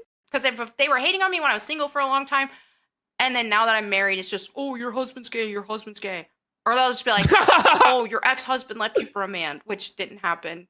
Listen to this. To my knowledge, my ex-husband. What do you mean to your knowledge? What do you mean? What do you mean? She says, my husband didn't leave me for a man. To my knowledge, that's a very lawyerly way of putting it. That's a very weaselly way of putting it. It makes it sound like your husband did leave you for a man. Now, I don't think he actually did, to be honest. That was a rumor for a long time. But the way that she phrased that made me think, is it true? Did your husband leave you for a man? Because it's a villain origin story that's very compelling. It makes a lot of sense as to how she ended up the way that she did, hating gay people as much as she does, where it's just like a constant fixation and obsession. And it's like, there's a lot of sin out there to call out in the world. You know what I mean? Like your boss being an alcoholic, pill popping, compulsive lying, scamming piece of shit. And his gluttony. Like there's a lot of sins out there. We're all sinners. What's up with the obsession with gay people? It makes sense if her husband did leave her for a man and she was salty about it and seething about it for the last half decade. It would make sense. I don't actually think that happened, but why would you say that? To my knowledge. To my knowledge, he's not sucking dick right now. Think what it is she's just so petty that she does want people to think that her ex-husband is gay, even if it's to her own detriment. Oh, shit. It's a very, like, she had to dunk on the ex-husband. It's like, it's been years, and you're not, you're newly married. Like, she's that petty as such a grievance. Buddy, we read the tweets for her new husband. If you weren't watching that episode of ours, her new husband's talking about men looking hot and they're looking nice, and it's like we're reading them what the let's run through. And he was jealous of his friend who's the girl's boyfriend. Remember? He was like, remember? He was like, oh, that guy's hot. What? Gonna run through these, and if they're horrible, we'll just ignore them. Dan Halen, Melonie. What do you mean if they're horrible, we'll just ignore them? So that's how much Chrissie Mayr respects your donations, is apparently if they're mean to Melonie, we're going to sweep it up and ignore it and not read it on the air. Like, what a strange thing to say. What a strange thing to say. These super chats are brutal though. Look at Mel. She already knows the public flogging is about to begin. But don't worry, Mel, because Chrissie Mayr has her trusty golden broomstick to guide you through all of this so you don't have to answer it for anything. Watch this, it gets crazy. By the way, I like this chat here. Melonie, I'm gonna keep it real with you, Chief. They're bodying you in the chat and you absolutely deserve it. Absolutely. You absolutely deserve it. Okay, cool. Okay. Ice Mexican. I haven't even been reading it, so that's fine. What a cope. Ice Mexican. Hi, Chrissy. What are the oranges for? I still don't know. Also, would you date a guy who does furry cosplay, or is that weird and gay? I wouldn't date Johnny Junkers does furry cosplay. It's weird. It's gay. But Chrissy is gonna sweep it up. Clean it up, Jan. Clean up on aisle 8. Chrissie Mayr to aisle 8. Clean it up. Water here. Sorry. Insert fake name here. It says, I believe Jer set this in motion not over the bull, but over turning over his finances. It could very well be. The real question is, if he is so rich and so powerful and so successful, why wouldn't he just show it and prove to the world? The reason he won't is because then that goes against his crying poor narrative, and then he can't say next month when he's a fundraiser for magic cards or his next luxurious Rolex watch or whatever, right?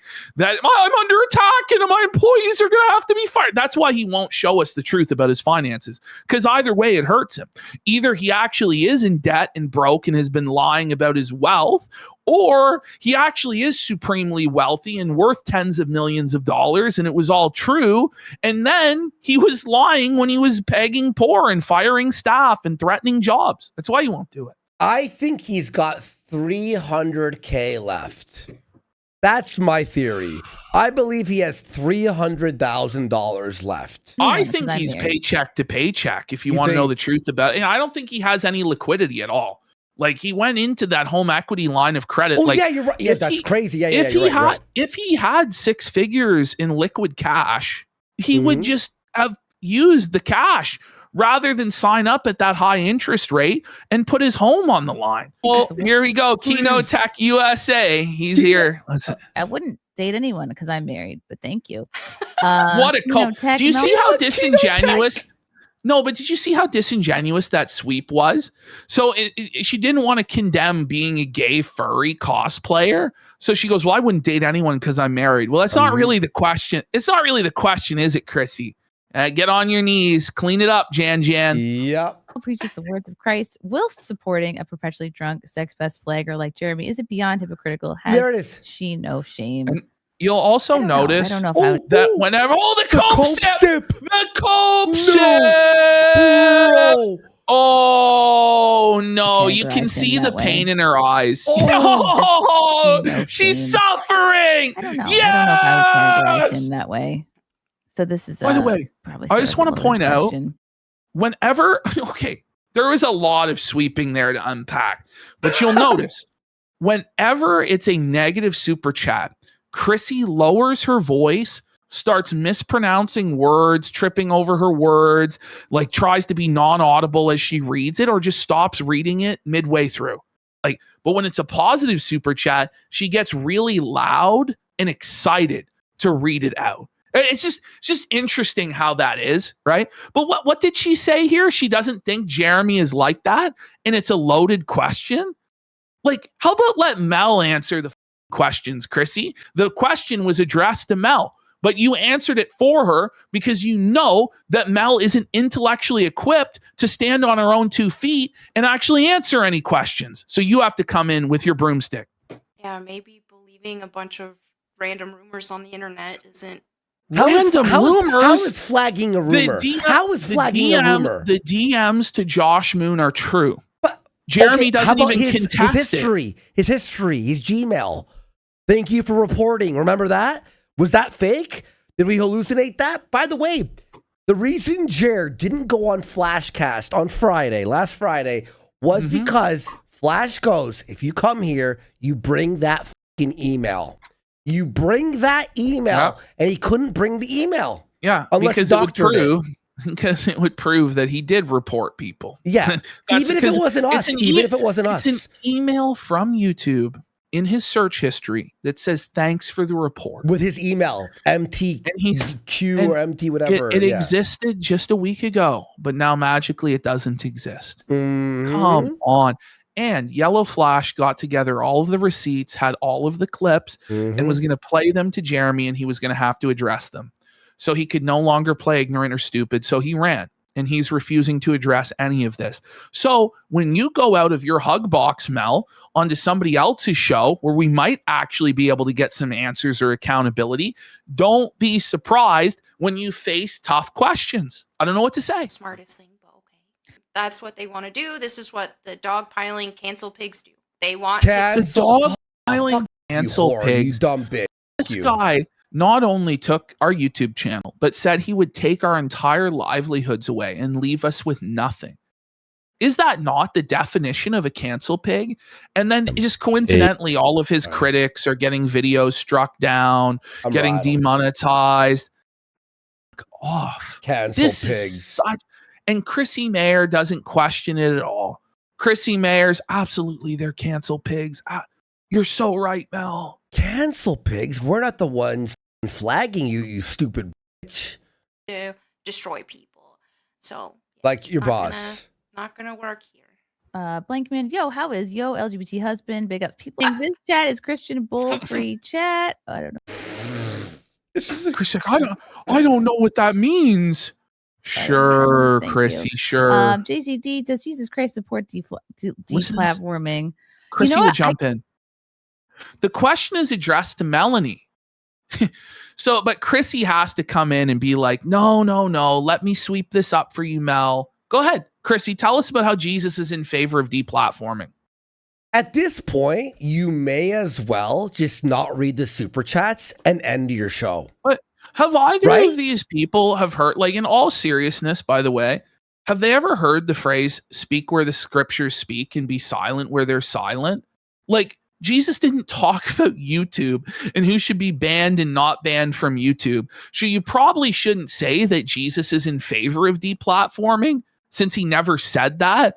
But yeah, go ahead and put words in the mouth of our Lord and Savior, Jesus Christ. The book of Revelation says what will happen to people who add or take away from the book. Their name will be taken away from the book of life, Chrissie Mayr. You. But Ash, like, if they just ended the stream and not read the super chats, like, why read these at this point? Well, was Ralph right? I mean? Like, it's just like a brutal humiliation ritual. Remember when Ralph snapped at Chrissy? Because he sat there as she read every fucking super chat that talked about fucking pantsuit and shit. I guess Jesus Christ would support deplatforming people who did not. Stop. No way. No way. No way. No way. No way. No way. You know, it's the common thing. WWJD, what would Jesus do? And Chrissy and Mel are telling us that Jesus would deplatform everybody who doesn't follow the Bible 100%. Like, what are we talking about here? In all seriousness, yeah, because Jer's the Bible. Yeah, but how dare you speak? How dare you speak for Jesus Christ? Well, they're choosing Jeremy Hambley over Jesus. That's what they're doing. Yeah, like Jesus Christ is the King of Kings and Lord of Lords. And on the day of judgment, when you're called before the bar on high, and Jesus plays this to you, you will tremble on your knees apologizing to Christ for lying on the name of your Lord that died for your sins on the cross at Calvary. You adhere to the Bible. You know, people who sacrifice children. Yeah, I'm sure he would deplatform people who. Is he so now Mal is accusing us and Yellow Flash and Camelot of sacrificing children? What the fuck? Do you dumb bitches actually believe this shit? Oh my God. But then they all talk about, everybody's lying about us. They're lying about us. This shit pissed me off to the next fucking level because even though I don't really live that Christian lifestyle anymore, I still have a lot of respect for the scriptures and the way that I was raised. And I have fear of a living and wrathful God. And I wouldn't talk like that about him. Bro, that's crazy. This is crazy. Sacrifice children to Moloch or something. Moloch? Didn't you work with Styx Hexenhammer? Who's like had a demon, an owl demon god who did blood rituals, and you were defending him and said pray for him. And you said pray for him. So she go pray for Styx, the devil worshipping fucking drunk, but when we criticized him, we were pieces of shit. Okay, fuck you. Halen Gak doesn't claim the scripting. Oh God! By the way, it's not even like it's he said shit. We are so right. That it's unbelievable. We have too much righteousness right now. It's against cancel culture. Well, a lot of people there love me, so. It's like when you win too hard, you know? Yeah. I'm not familiar with Jack. Leanna Peter is Mel under a non-disparagement deal with Jeremy. Yep. I've not signed any allegedly any contracts whatsoever with. I don't believe her. There has to be some sort of an employment contract because Hannah Claire Brumelo, though. I don't know, because he had to give Hannah Claire maternity leave for 9 months and he didn't want to do that, but he had to do that. So I feel like there's some sort of employment contract that these people have to sign. I don't know. She's just flat out denying it, but I don't know why he would pay Hannah Claire for 9 months not to work if he didn't have to. I don't know. Kino Tech, her hypocrisy on this topic is stunning. You have to be more specific than that, Kino. Yeah, I don't know. Head slacker. I can't believe you're letting Mel get away with this. Sweeping Chrissie, losing respect. You know, you people also said that I was sweeping for Nick Rekieta when I did not. You're not allowed to be friends with people that the internet doesn't want you to be friends with, Melonie. No, that's not what anyone's saying. It's such a straw man argument. It's crazy. I can't. You're okay with Jur being a drunk. Mel, I thought you were a Christian. I'm not monitoring. I'm not babysitting my friends on how much alcohol they have. You know, I'm not. But you could preach about drunks. But she preaches repentance to those that are homosexuals, sexual deviant. No, she bashed drunks on one of her videos 2 weeks ago. She did. Yes. She did. Actually, we're going to play that clip at the conclusion of this segment. But she went after alcoholics and said that they needed to repent. No, she said she went never spend time with those who indulge in alcohol. You know what? Should we just pull the clip now? Do you want to open the separate folder? So we're at 13 minutes and 2 seconds here, and go into the Melonie Mac folder. Last one, and it's the first one up at the top. Yep. Watch this. This is from 2 weeks ago. Her hair is different, but it's from 2 Right, there are people who are alcoholics, for example, that struggle with that. And hey, turn to Jesus, and Christ can help deliver you from that. That temptation's still going to be there, but they can overcome it. And so it's the same thing when it comes to these daily lifestyles and stuff. This is an unhealthy desire. It's not a healthy desire. It's an unhealthy desire. So rather than celebrate it, just like we shouldn't be celebrating alcoholism, we shouldn't be celebrating doing drugs, we shouldn't be celebrating thievery, we shouldn't be celebrating. By the way, he does drugs being fat, as well. Which he takes Xanax. He's also super fat. But Ash, there was even another clip. Maybe the same where one. She says not to associate with alcoholics. I believe you. I believe you that clip is out there. We're gonna have to do a real deep dive into Melonie Mac and all of the things that she said and that she's done, because she's as much a part of this as Jeremy Hambley at this point, because she's decided to tire. Welcome to the casino. Welcome to the casino. Welcome to the casino, Mel. And we laid off you for months and months because honestly, I kind of felt bad for you. And I believe that you're incredibly dim-witted and dumb, and you're a dullard. And it's like, it's not really sporting, I felt like, to dunk on you. But when you're in support of our livelihoods being taken away and you think that you can just laugh all of this off and sweep it up, it's like, you. Do not say who it was from, and also change the way it's written, but read that. That's from the person I said. That actually makes sense. This didn't come from me, but I bet that Jer keeps going live because that 900K in his Rumble account is either on the drip feed or to be paid upon completion of contract. If he doesn't go live, he forfeits it. That's me speculating, but I think he's chained to this ship and doesn't have a choice but to keep being humiliated. Think about it. He's got a massive mortgage and overheads, and this is the only thing paying bills. By the way, it's my understanding that when you have a Rumble contract, they take all of your earnings from Rumble and YouTube, and you just get the flat Rumble payment. Yo, that's strange. If he's going live to like have the commitment to get that money drip fed in, that would actually make sense. It didn't make any sense as to why there's $900,000 sitting in the payout. Yeah, exactly.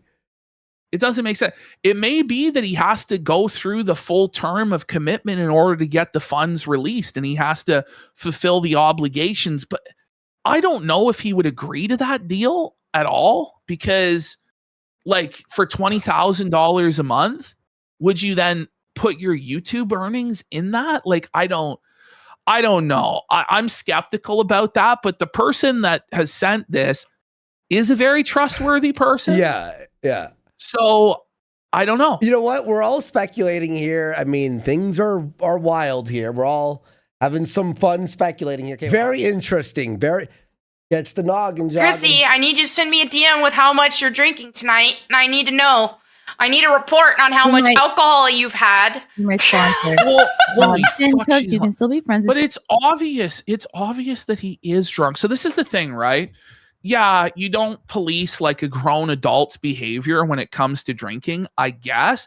But when this person's drinking is affecting your livelihood and causing you all of these problems because he gets drunk out of his mind on a daily basis and then spirals on Twitter doing all sorts of crazy shit and then deletes it the next day and then pretends nothing happened, suddenly it does become your problem, and you should actually try and intervene in order to save yourself from this disaster. Like, that's just my opinion, but okay. Yeah. So we can't judge people who've been drinking, but I'm going to try to get a law passed to make women in games not be able to be dressed sexy. Yes. And pornography should be banned. I mean, she should really be in favor of alcohol being banned if she's so stringent and strict. Like, this is the thing, is once you turn it over to these moralizers and give them the authority in society to pass whatever they want, all sorts of barriers start being thrown up in all sorts of places that you never even expected.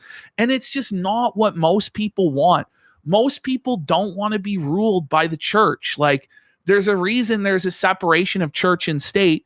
You know what I mean? But whatever. Jeremy Mel and tell him that he's being an asshole. That's what good friends do. But again, I would say to you, Jen Cook, you have no idea of anybody's private conversations, private. But it's public and people were publicly banned. Feelings. Isn't the whole point that your boss started flagging channels for criticism? Well, and that's the real question. Like, that's the thing about being ruled by the church. Which church? And Mel can't answer that. And so, like, I'm open to, as somebody from a Christian background who does take it seriously, I'm open to having a merge of church and state. But, you know, I'd want it to be my church. And that's the problem. Everybody will want it to be their church and their interpretation. And, you know, chances are it's going to end up being the Catholic Church. And, well, half of Christians aren't Catholic. So, you know, you're going to run into a problem. And that's why we had stuff like the 30 Years' War and, you know, all sorts of awful religious wars throughout history and time. But that's besides the point. Let's continue here. I mean, the whole point is people are making crazy accusations. Like, that's the whole point. And they don't care about the truth. It's just like, oh my goodness, so-and-so just got... What are you talking... This person got demonetized. This person's channel down. Oh, you... What the... mean the truth? The DMs are there, you... So Jeremy's demonetizing all these channels. Like, he has that kind of power. It's... Okay. But he said that he had that power. But my channel had no strikes. I had no strikes. And then he celebrated it. Doesn't even matter. He told Josh Moon he had the power to call his YouTube rep and have our channel deleted. He said he had this power. That's what he said. We're taking his word for it because what he prophesied did come true. And then coincidentally, all of his enemies are also getting strikes and demonetized afterwards. So whether it's him directly doing it after the fact or whether he inspired people through his claims to do that on his behalf, he's undoubtedly responsible for the climate that we're dealing with right now. I don't even think that most of these people believe it. I think that they're just looking.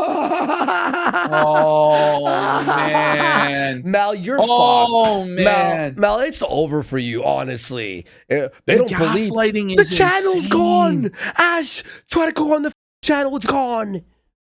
Looking for a dogpiling scenario. Yes, I don't think we are dogpiling for a good reason, because Jeremy deserves to be homeless. most people actually believe that Jeremy has the power to nuke channels. Has he explained why he flagged channels?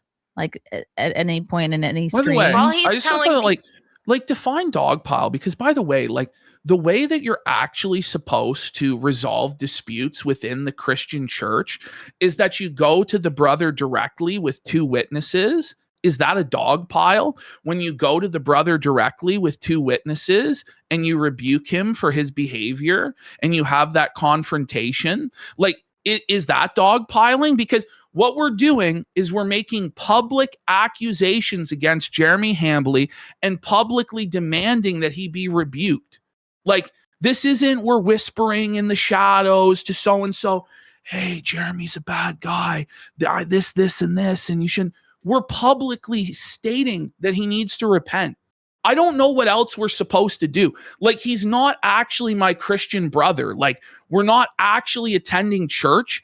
It's not going to be handled like it says to be handled in the epistles, Mel. Like, shut the up.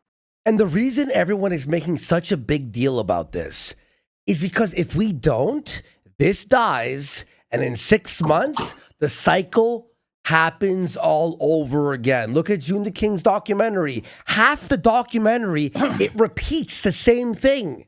Finally, here it ends. Our voices will be heard. We're not going to be silent about this. People, like, when he's talking about it, he's tried to tell people, hey, I'm not flagging people, and they're just like, yes, you are. Yes, you did this. And look, you go now. My channel's down, and you flagged it. So it's just a lot of people. I love when she does the voice, the silly voice. Like, it's such a crazy belief to believe that somebody who said he would take down your channel and then your channel gets taken down may have taken down your channel. Yeah. You know, like, just say that you're in favor of taking us down because you were being bullied on the internet, because that's actually your position, and just try and defend it.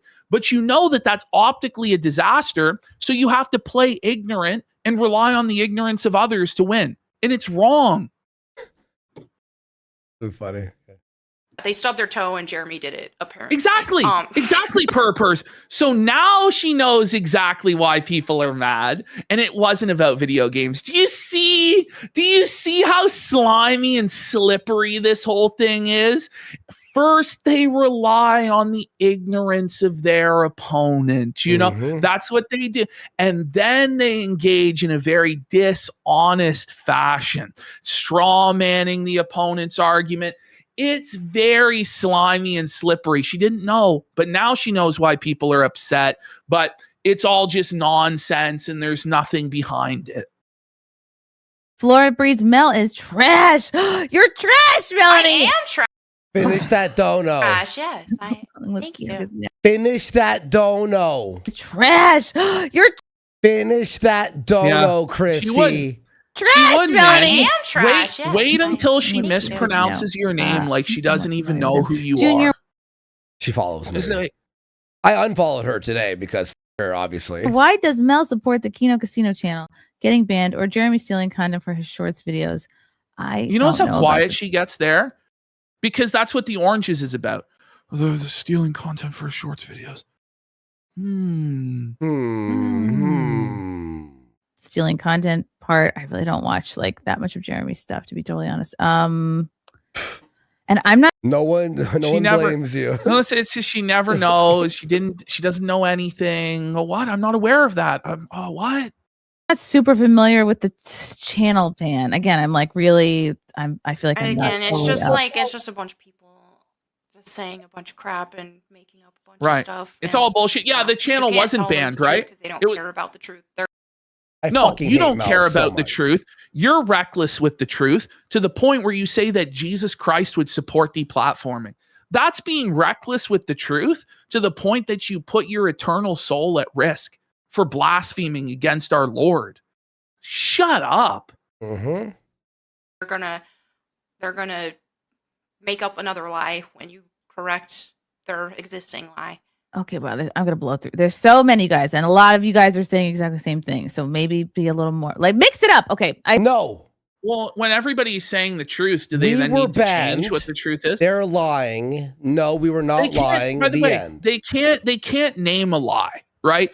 The closest thing you can do is say, well, they said that the bull, right? Because we don't have actual proof of that. But anybody else that was caught in that circumstance would have to eat shit for it and be made fun of. But old King Hambly thinks that he's above being mocked. And it's like, brother, all you had to do was just be like, no, it's actually not true.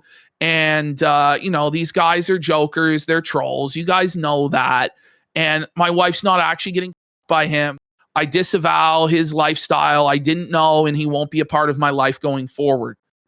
That's really all you had to do. You didn't have to take down our channel, But then after learning beyond any shadow of a doubt what his lifestyle was, you then invited him over for darts again to your house with your wife. Mm-hmm. And then we're supposed to be like, oh, we don't see that. After we see nothing. DM, we hear nothing. The DM where you're like, I didn't know my friend was a degenerate loser like that. Anyway, hey, Adam, want to come over for darts? Is Mexican Chrissie mods on our side. Boys, base Jannies have no power here. Okay, don't know what half that means, but thank you. Clint, I'm glad you're getting super chats. You don't know what Janny means? Chrissie, how long have you been on the internet? Like, you're going to pretend you don't know what any of that means. You don't know what's going on. It's so disingenuous. It strains credulity. You can't believe it. How do you feel? This is great. This is great. Like, we'll laugh at it. Yeah, so great. I'm sure they're having a great time. It's just like by Monday. Mel just looks like she's on the verge of tears throughout most of this. But yeah, she's having a great time. There's so much money. And by the way, it's like maybe a couple $100. Like, woohoo! No. Like completely embarrassing yourself and destroying your reputation. It'll be over by Monday, I'm sure. Mm-hmm. I'm sure. Laugh at the comments, but I love it. I love it too. Thank you guys. Trying to be a good guest. Dead Reckoning, Ren Warski, and PPP through. Like the way she read that, like I she's intentionally mispronouncing your name as though she doesn't know who you are. Yeah, Warski. Like she's looking at this like she's never seen this before. Yeah. Like she has no idea that any of this happened when it's been almost a month since it happened. And everybody that she associates with on a weekly basis has talked about it, but she has no clue that any of this happened. Look at the face that she's pulling here. Hey, God taken down. You can't deny that. You see how quiet she got? I just so have no idea about any of this, but thank you, Dead Reckoning. She just explained it. He just explained what happened. Threatened Warski. You see? And PPP now look at how happy Mel is because Chrissie swept it up for her. Haha, I got away with it. Ha ha ha. Apparently, Mayr had a meltdown today. Well, she ended her show early as well. Yeah.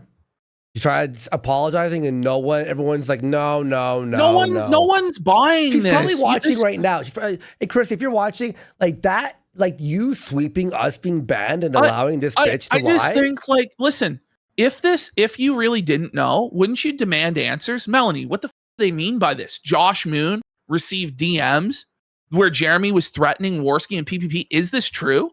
Yeah. And like, is it Mel? And Mel goes, no. Okay, where is this coming from? Thin air? Yeah. Okay, I'm actually going to look it up right now, actually. Oh, wait, here's the DMs right here.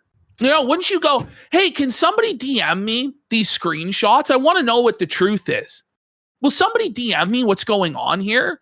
And then show them to Mel and ask her, do you agree with this? Do you think this is how business should be conducted on the internet with Mafia Don extortion tactics in private? Like, but no. It's you quietly mumble the super chat and go, I don't know anything about that. And then pretend like you weren't an active sweeper, an active janitor. You. This wasn't a good faith hearing. You weren't interested in the truth. You were interested in covering for your sponsor, Coffee Brand Coffee. That's what you were interested in doing. Sorry, Chrissie, you're a day late and a quarter short.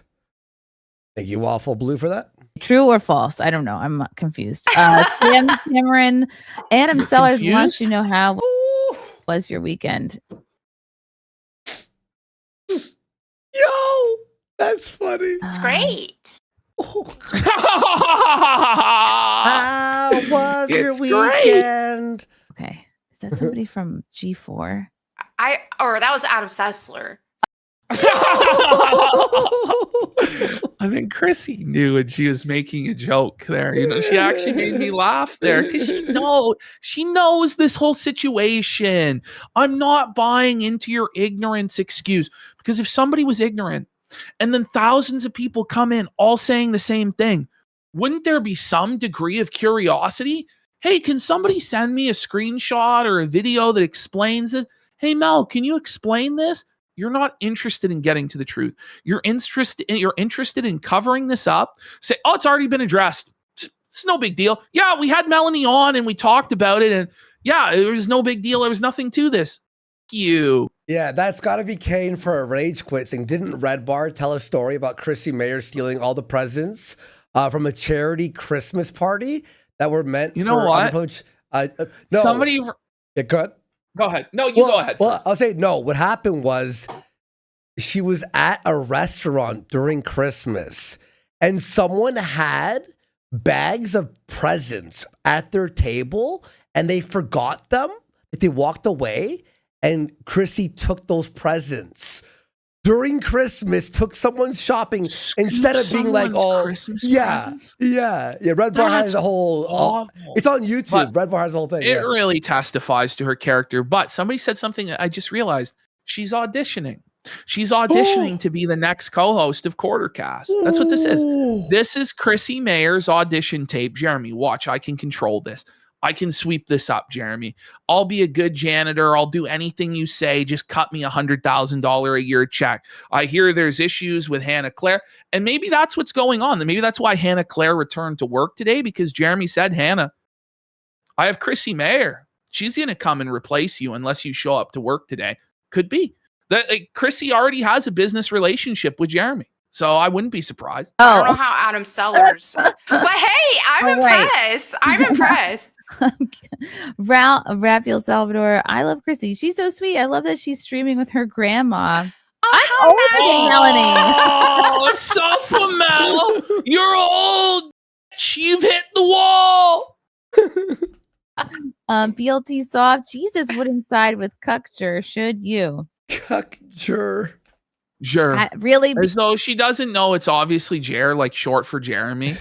Like how bad faith can it possibly be? Maybe like we're supposed to like she pretend, like I know she is kind of retarded, but she's not this retarded. Like she wants us to believe she's an innocent babe in the woods, doe-eyed, doesn't know anything, is incapable of knowing anything. It just doesn't have common sense or any critical thinking skills at all. And it's like, if that's the case, then get the off the internet. Okay. But if you want to be treated like an adult, I'm going to treat you like an adult. Stop trying to talk down to us like we're children and like that you're just so much smarter than us and that you're going to fool us with this crap. Off. BLT, do you go to church? How do you know? Yeah. What? I don't know who Cuckjur is. I would say Jesus loves She doesn't everybody. know who Cuckjur is. Cuckjur. Cuckjur.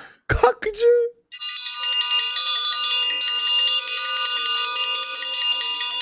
Are we Come on. going on?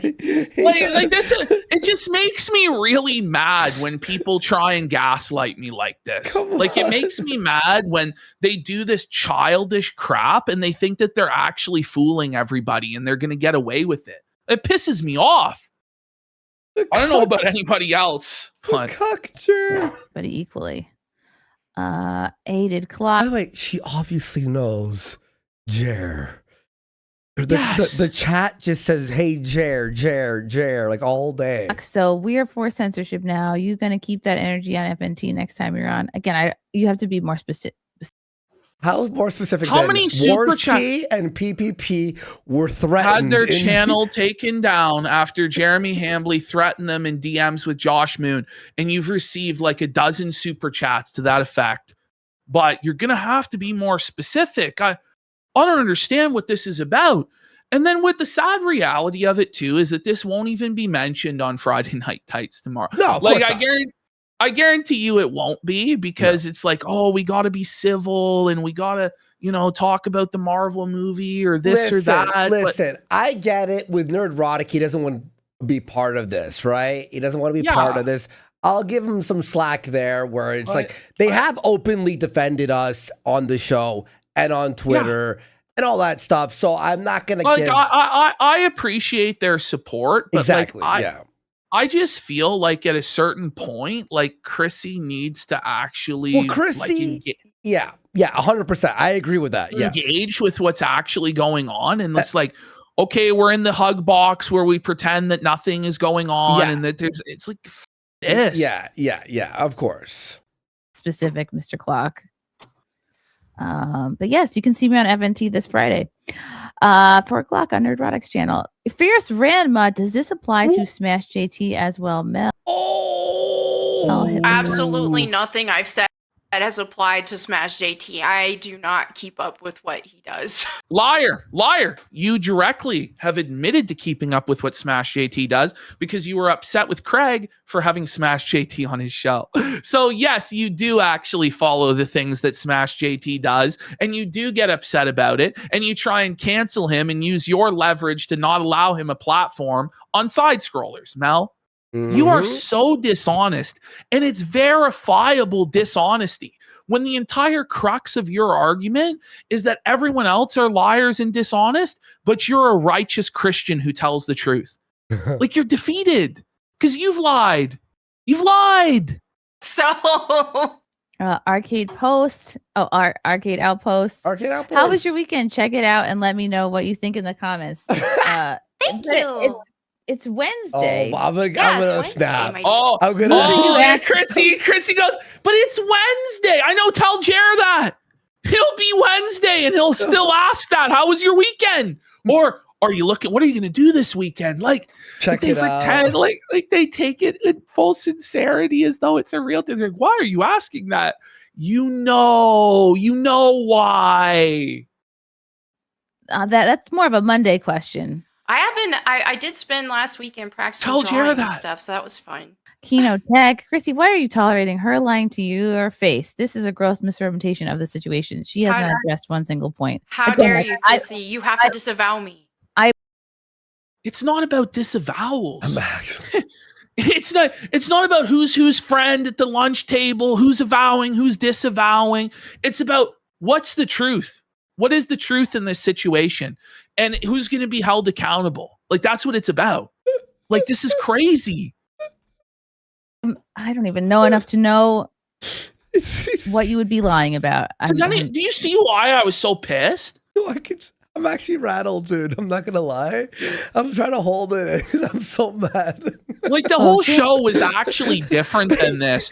When I filmed the promo earlier, I'm like, yeah, we're going to talk about this Chrissie Mayr thing for like 2 minutes. I'm like, this is going to be like a 5-minute segment. You were like, we're doing DSP tonight. Yeah, we're doing iDubbbz tonight, guys. And no.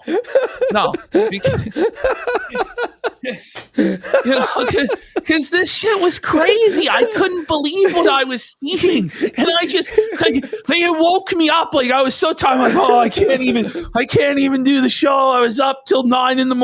yesterday. Oh. Then I'm like, oh, I hate these bitches. Because when you texted me all in caps, like, are you seeing this Chrissie thing? I'm like, what happened? I'm editing his chat, and I'm like, what happened? Oh, Ash seems rattled on text right now. Boonan, Jeremy is innocent. All he did was take down someone's content. Anyways, the pink hair girl sounds regarded. Never heard her speak. Okay. Oh, man. Nice to meet you. Heated clock. If Jeremy is innocent, why is he ducking yellow flag? Okay. Listen to how quiet she gets. She knows exactly what the situation with Yellow Flash is, and that Quartering called him out for the debate, challenged him, and the no-show. Look at Mel. No, look at how uncomfortable. Session banning Smash JT. I don't know what that is. No, he flagged the Kino channel and stole money from the editor's family. Okay. Oh.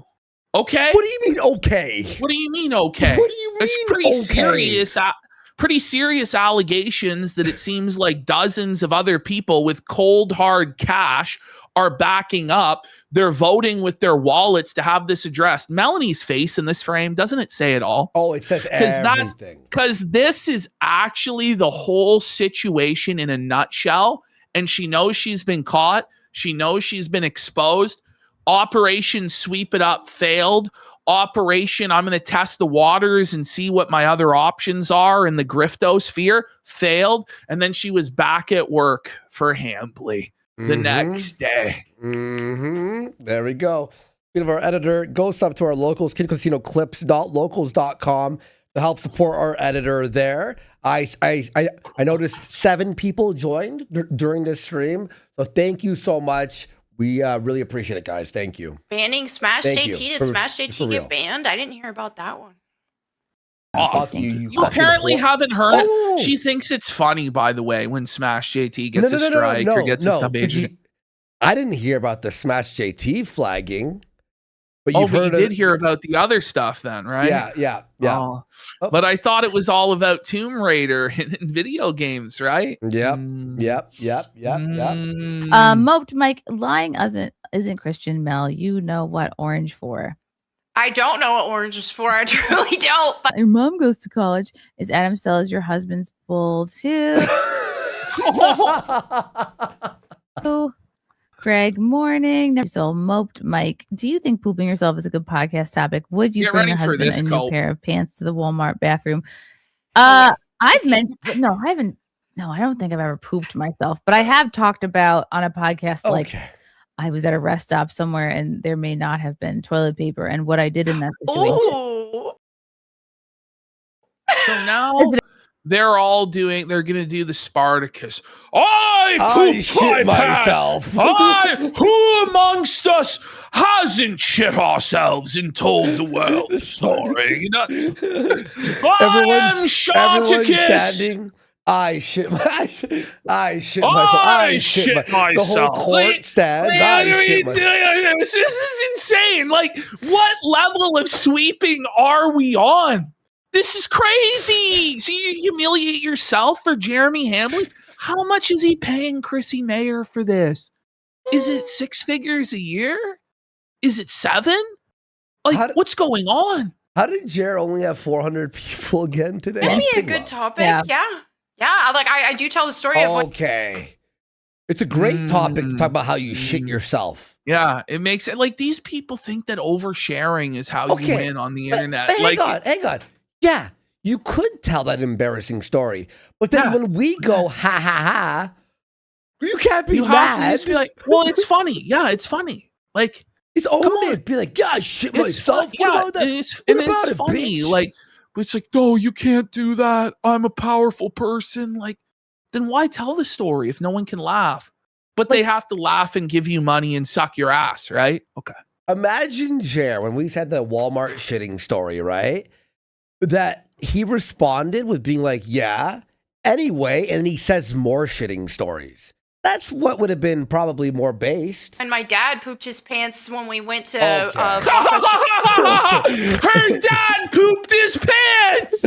She's throwing her dad under the bus, her own family under the bus to sweep for Jeremy Hambly's poopy pants. This is crazy. For video, or actually it was Rainbow Video. For a video? And my dad pooped his pants when we went to Blockbuster Video, or actually it was Rainbow Video. He pooped his pants in Blockbuster? In the horror aisle? What? In the horror aisle? No. We went there to rent a video game, and when we were kids, and then as soon as we walk in there, Dad's like, Dad's like, kids, we gotta go home. And it's like, what? But we didn't get to pick out our game. He's like, I pooped my pants. We gotta go home. And that was a sad. He pooped his pants. We gotta go home. You figure at that point they're already soiled. You may as well, kids. Rent the game. Hurry up. Kids, 5 minutes. You got 2 minutes. Go pick your game. Like if you've already soiled yourself, you may as well at least retrieve a DVD or something. Like, I think that was his excuse to not let them get a game. He was broke. Yeah. And he was like, kids, we're going to Blockbuster. I'll shit myself. No.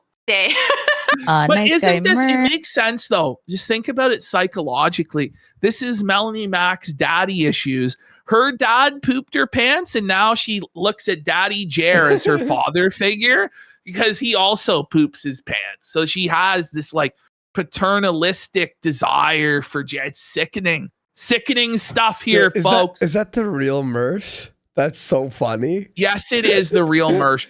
Mersh was wrecking her. I think he had like 2 super chats that were solid as one Melonie Mac. Melonie Max, look at Mel. Look at that. She's a rattle. Mersh dumb. 2026 is the year of Mersh, honestly. Somehow. Honestly, he made it. I don't know how, but it's the Mersh father's time now, Mel. Mersh, well, wall 1 at Melonie Max 0. I think that's a compliment. Yeah. Oh my god, that's a compliment. That cut her deep. She's rattled. Chat, Demon of Cybertron. So is Jeremy too scared? Too scared you have to defend him.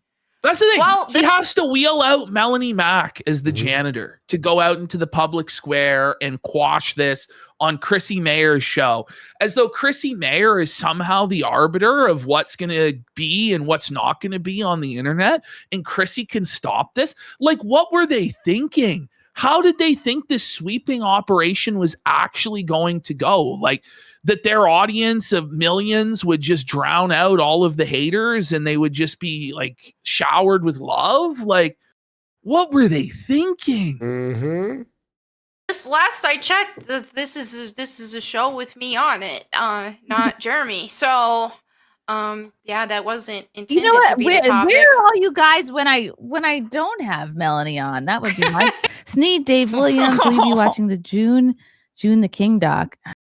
Like, she's pretending like she doesn't know who June the King is. I Never don't know. heard of him. Honestly, she may not know, to be fair.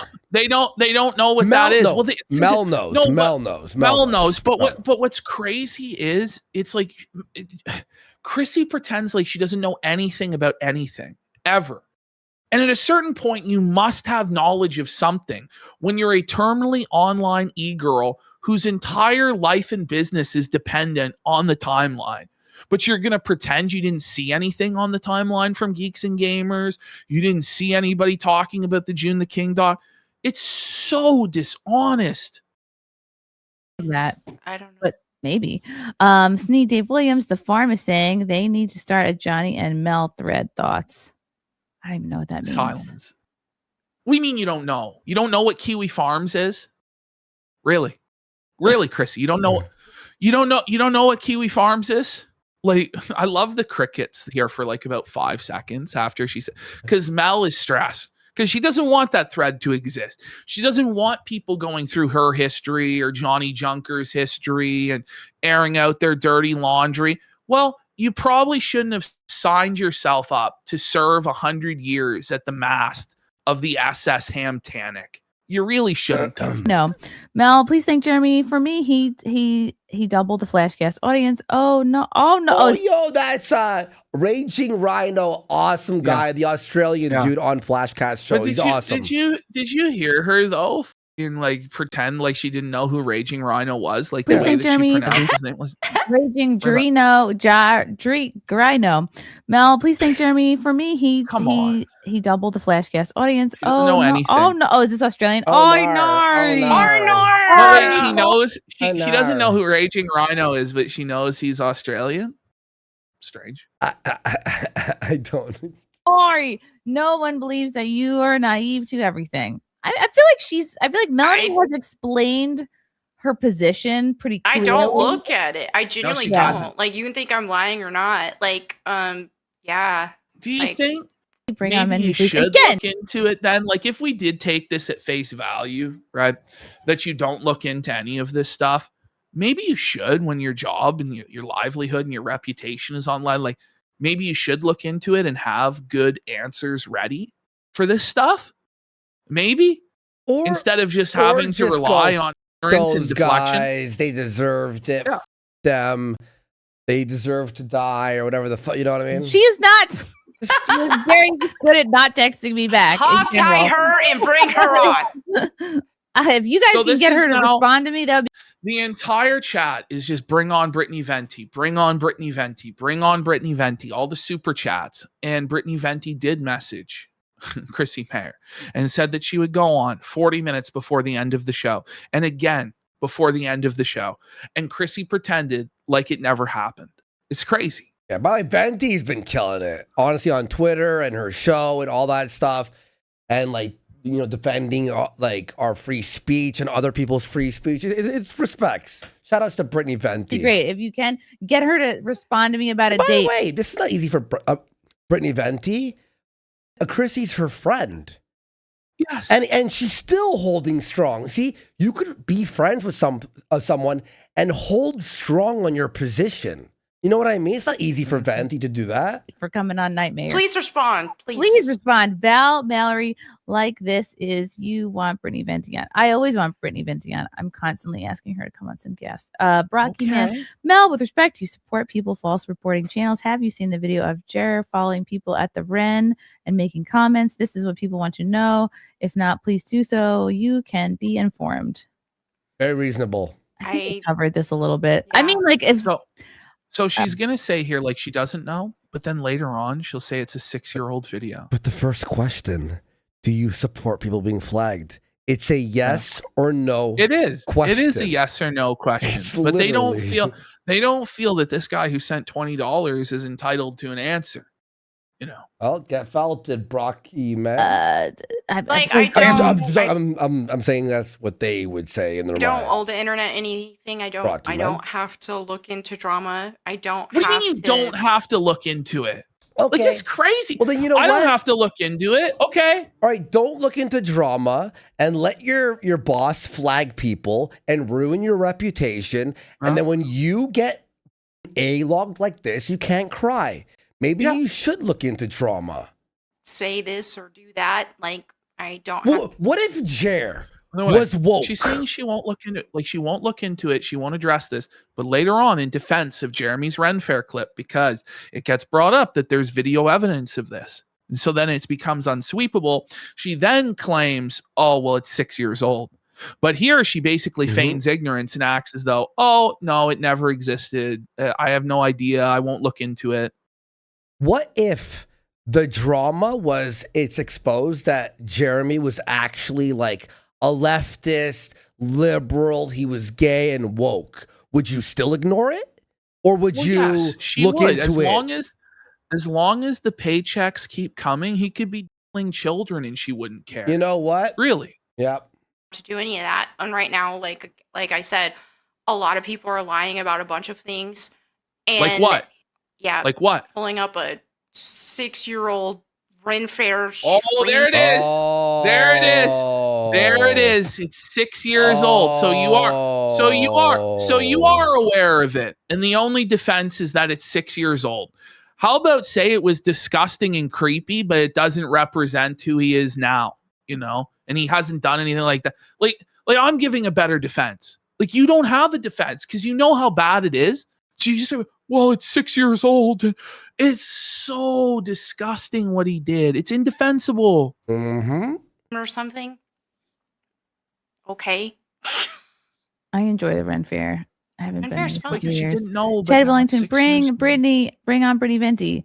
If you guys can get her to respond to my texts, watered down. She already had responded. You guys get in her ear. Tell her to respond. Look at her looking down. Wait. He wants on. Wait. I'll look. Hey, Ash. What? What are you looking at? I keep checking my phone. I see no message. Oh, She keeps checking her phone and there's no message. I don't understand the meme. Jose, that puts Venty in a bad spot. Like you're checking your phone. It makes Venty look like she's trying to look. If Venty went like, "Oh, I wasn't home," it'd be like, okay, that makes sense. But Jose M. I just think it's really wrong because Brittany Venty has worked with you for years, been a friend, been at your wedding, and you're gonna do her like this? Why? Why? Like, what sort of ties do you have to Hambly that compels you to do this? It didn't make sense to me yesterday. Then I learned that Coffee Brand Coffee is a sponsor, and now it makes a lot more sense. But even still, how much can they possibly be paying for you to flush your whole reputation down the toilet like this? It's crazy. And of course, shout outs to Kino at Kinocopter, amazing Twitter account. You have to follow him. I retweet him all the time. He was the one who sent me things all morning from Hotep and stuff, bad_banner, about all these coffee brand things being found, her looking at her phone, all that stuff. Shout outs. Buddy. Whoa! You can have, you're blatantly ignoring the calls to bring up Venty. Why are you sweeping for Mel? This will harm your career. Yeah. I am very much acknowledging people that want Venty on, but again, that does not make somebody appear into my DMs.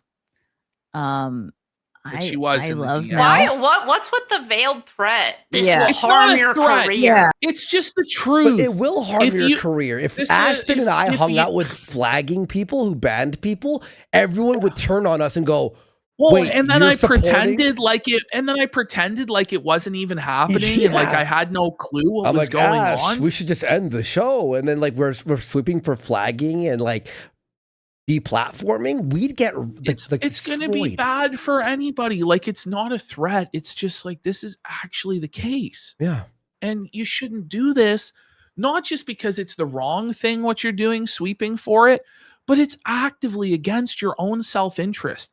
And I understand that Chrissie Mayr is only motivated by her own self-interest and her own ability to make money. And that's why I find this so baffling, because this is such the wrong call.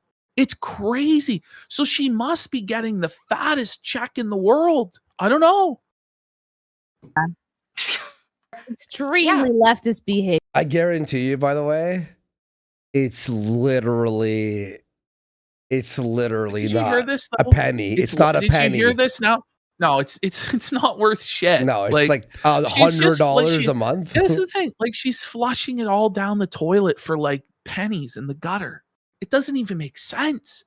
It's so strange. But now they're saying that this is all woke leftist. Like, is Venty a leftist? Is she? Like, is Yellow Flash leftist? Yeah. Is Stuttering Craig a leftist? Is Geeks and Gamers a leftist? Like, everyone that you're naming is literally people who bash woke people. Like, literally. It's not like even like a neutral party, a neutral politic guy. You know what I mean? I sent this in chat, I think is right. Bring it back 5 seconds and then we'll play it after I read it. But he says, there's some weird shit underground going on with Jer and his network that's making them act like this. And I believe that. I believe there's a lot more to this story than we know based on the way that these people are acting. And we may not have come to the actual reason why yet.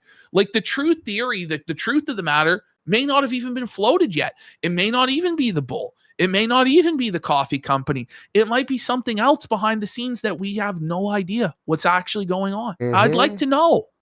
It's scary. What's with the veiled threat? This will harm your career. Yeah. Extremely leftist behavior. It is. I didn't think I attracted a lot of leftists to my channel. But is it, by the way, is it leftist to just, agree with reality and what the truth is? Because this will harm your career. Like, it's already doing so. Like, to claim that our audience and the Friday Night Tights audience and the Yellow Flash audience and Stuttering Craig and Side Scrollers, that all of these audiences are leftists, it's such bad faith.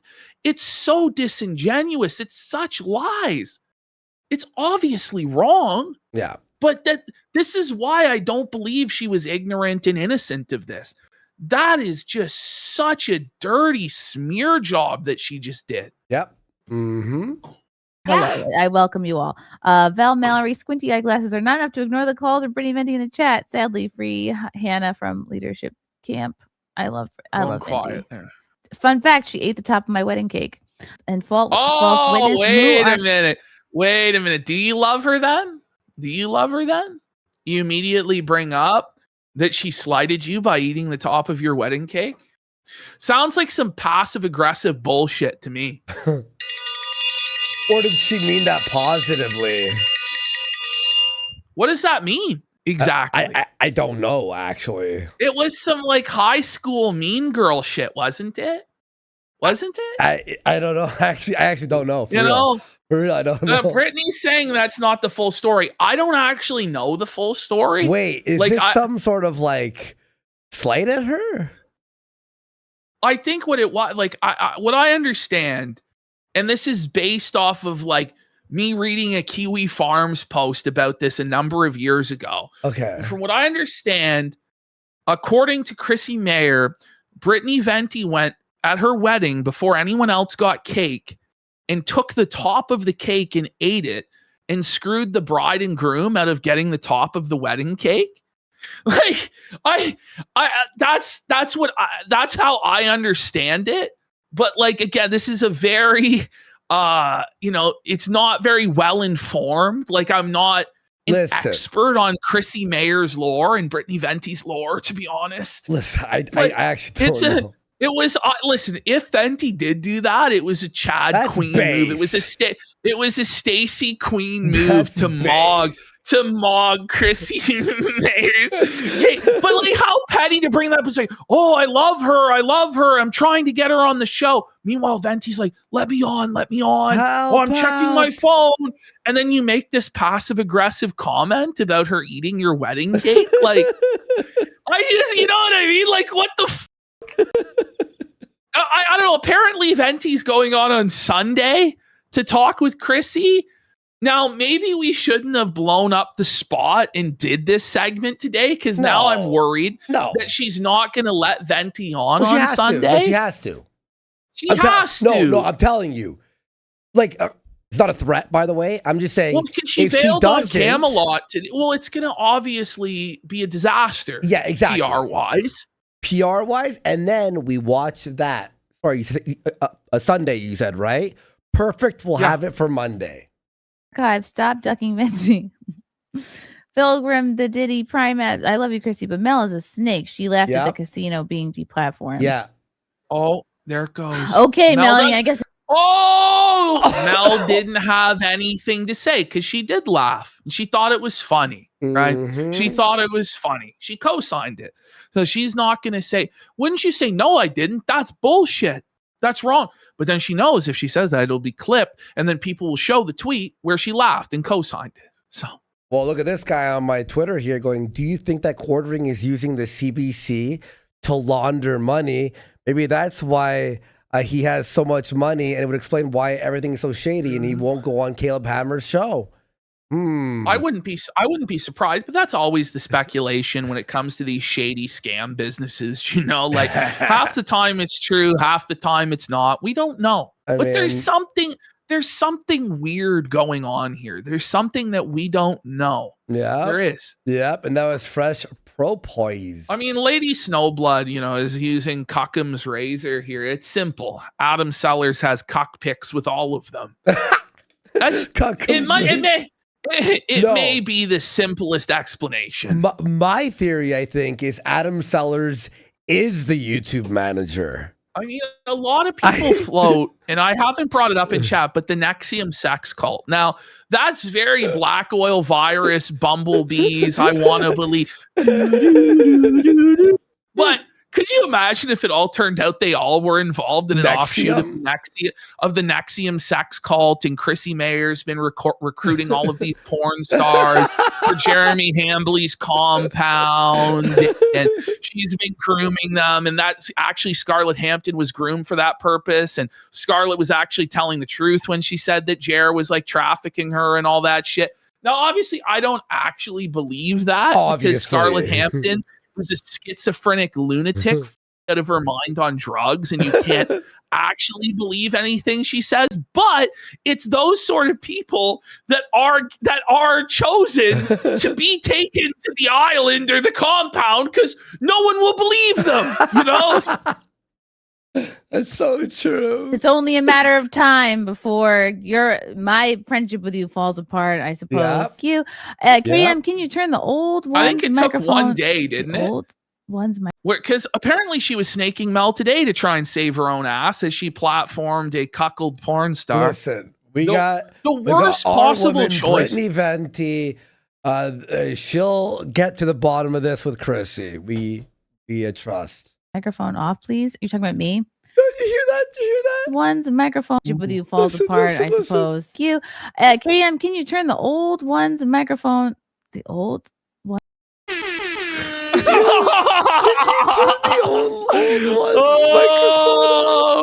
She's old.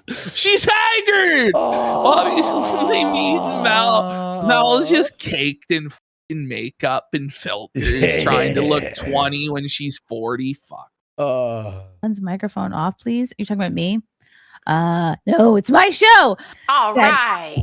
Jed Wellington, bring on Venty. Oh man. Stop sweeping. Ralpha Male 1. Hey Beach. Ralpha Male 1. Hey Ralpha Male. When you gonna have Scarlett Hampton back? So this is actually how Scarlett Hampton first got introduced to everybody. Is Chrissie Mayr brought her in from the porn community, I guess. And then she wasn't good enough for Chrissie, and then she wasn't good enough for the Dabbleverse. And Chrissie will explain why Scarlett was inadequate to continue being a contributor. I have Scarlett Hampton back. Oh, is this actually Ethan Ralph? I would love to know that. I stopped having Scarlett on because she could not follow a topic. Like I enjoyed Scarlett, but it was hard for her to be on a show because, especially with Simcast, like we talk about topics. Well, Raymond has a good point. I don't know, and if you can't, why are all these conservative women having porn stars on? Yeah, and like it's not even like the fresh and fit concept where they shame them and mock them. It's like positive. Like Chrissie's like, you go, girl, get that bag. Like, oh my God. Like, that's how it is. Yeah, you're milk queen. Those simps. Milk those simps. It's hard. Ant-Man, Camel, Gunto7. Honest questions, email. How do you feel about juror filming women? You guys, I do appreciate sweep the super chats, but I want to talk about Melonie's faith. I have another clip that I want to talk about the friggin' aliens and the pastors being alerted to the aliens. I wanted to talk about her Bible channel getting unbanned. The alien psyop distraction. By the way, was Mel's Bible channel ever banned? Like, I don't think it was, but like maybe she said the F slur on it, I guess. Rather than reading this, which says it's all on tape, she's like, no, we got to talk about the aliens. We got to talk about the aliens. I appreciate the super chats, but I did want to talk about other things than drama. Sure, Joe's AM. I do. Send the link to the Hammerhead. Mr. Watson, show your flag report history, Melonie, on both channels. I bet it shows some streams that you have flagged down. Whoa. I feel like a lot of guys are super chatting the same thing. I have a badass. When are you going to have a baby? Yo. I don't know. I don't know if I ever. No, she's barren. Her womb is a tomb. Whoa, buddy. She's an empty egg carton. She's childless. Oh my God. If God wills it. But right now, it's like, He does I'm enjoying my newlywed life and focusing on that. Just focusing on banging and having 8 hours of sleep. I miss those. If flat Earth isn't real, explain Melonie's chest. Mel didn't love. Mel didn't like. Mel didn't like that one. Ruthless. Oh. Okay.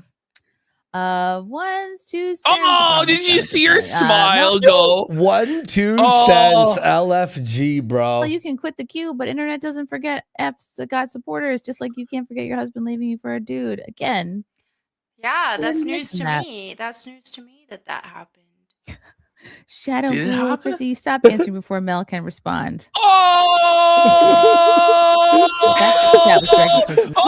called out. Oh, the truth bomb. Truth news. Yo, chat's ruthless, aren't they? Oh, suffer Chrissie, suffer janitor. That was directed towards me. So Johnny River, Jur and Mel love free speech, and they'll silence as many people as it takes to get it. Heroes. Thank you, Johnny.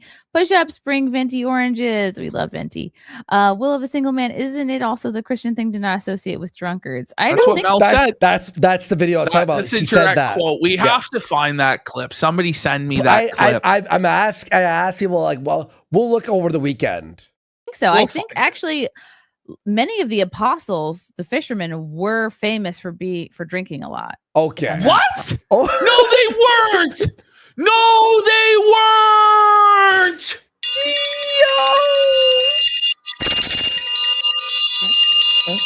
They weren't famous for seeking and saving the lost, being fishers of men, the Great Commission. Go into all the world and preach the gospel to every living creature. No. They were famous for getting drunk off their ass. Isn't that what like the Pharisees said on the day of Pentecost to mock them when they were speaking in tongues, that these men were full of wine? Like, I'm pretty sure that's what the mockers and skeptics of the first century Christian church said. Chrissie, where did this come from? You just pulled this straight out of her fucking ass. You just pulled this straight out of your ass. Like, how can you claim to be this Christian and you went through all the Catholic and then out of nowhere say that the apostles, Christ's disciples and the apostles, are famous for being drunkards? Like, what? Yeah. I'm not. Yes. Well, this is the thing, right, Falstaff? It's the ultimate fake Christian cope. Jesus hung out with the sinners to save them, not become like them, because the sick have need of a physician, you see. But it wasn't, he said, go and sin no more. He didn't say, go on your merry way sinning. Shall we sin that grace might abound in the book of Romans? Certainly not. But apparently, everybody in the Bible, Jesus, the apostles, all of them were drunkards and fools. It's like, you get crazy. Moped Mike, depleting is demonic. Calling it out isn't gossip. Okay. Thank you guys. Josem, you had Coquita on To Lie. Seems like YouTube. You guys have to. By the way, Mel didn't say a word in defense of the apostles. She just let Chrissie blaspheme like that. Well, she's not really religious. That's real. Seems like to platform liars. We demand Venty or Kumalot. I love them both. Val Malloy. Well, why aren't you doing a show with Camelot today? Than a real one, and the muscles get tired, ladies. The corners are real. Bring it back to the start of this super chat. This is the best one of all. Wait. Here you go, Ash. Here you go. Ready? Let's see here. With anyone who claims Back. Don't associate at all. With anyone who claims to be a believer yet indulges in sexual sin, or is greedy, or worships idols, or is abusive, or is a drunkard. That's like all. That's all. But that's all descriptive of Jared. That's all descriptive of Jared. Yeah. Wow. That was 2 weeks ago. Thank you to Mario Tor 84 on Twitter. Really appreciate you, bro. Mouths are. Thanks, Mario Tor. Oh. Okay. I mean, I am tired, but that's just because she's tired. The broom hand is becoming weak. She's gonna have to set it down because she had to put too much effort into sweeping. She threw her back out, folks. No one on our side is a leftist into canceling. Yeah, Mayr fired the first shot and got a well-loved channel removed, causing all of. Yes. Okay. It's just the truth. Don't you read that and go, what? Of this. Okay, thank you.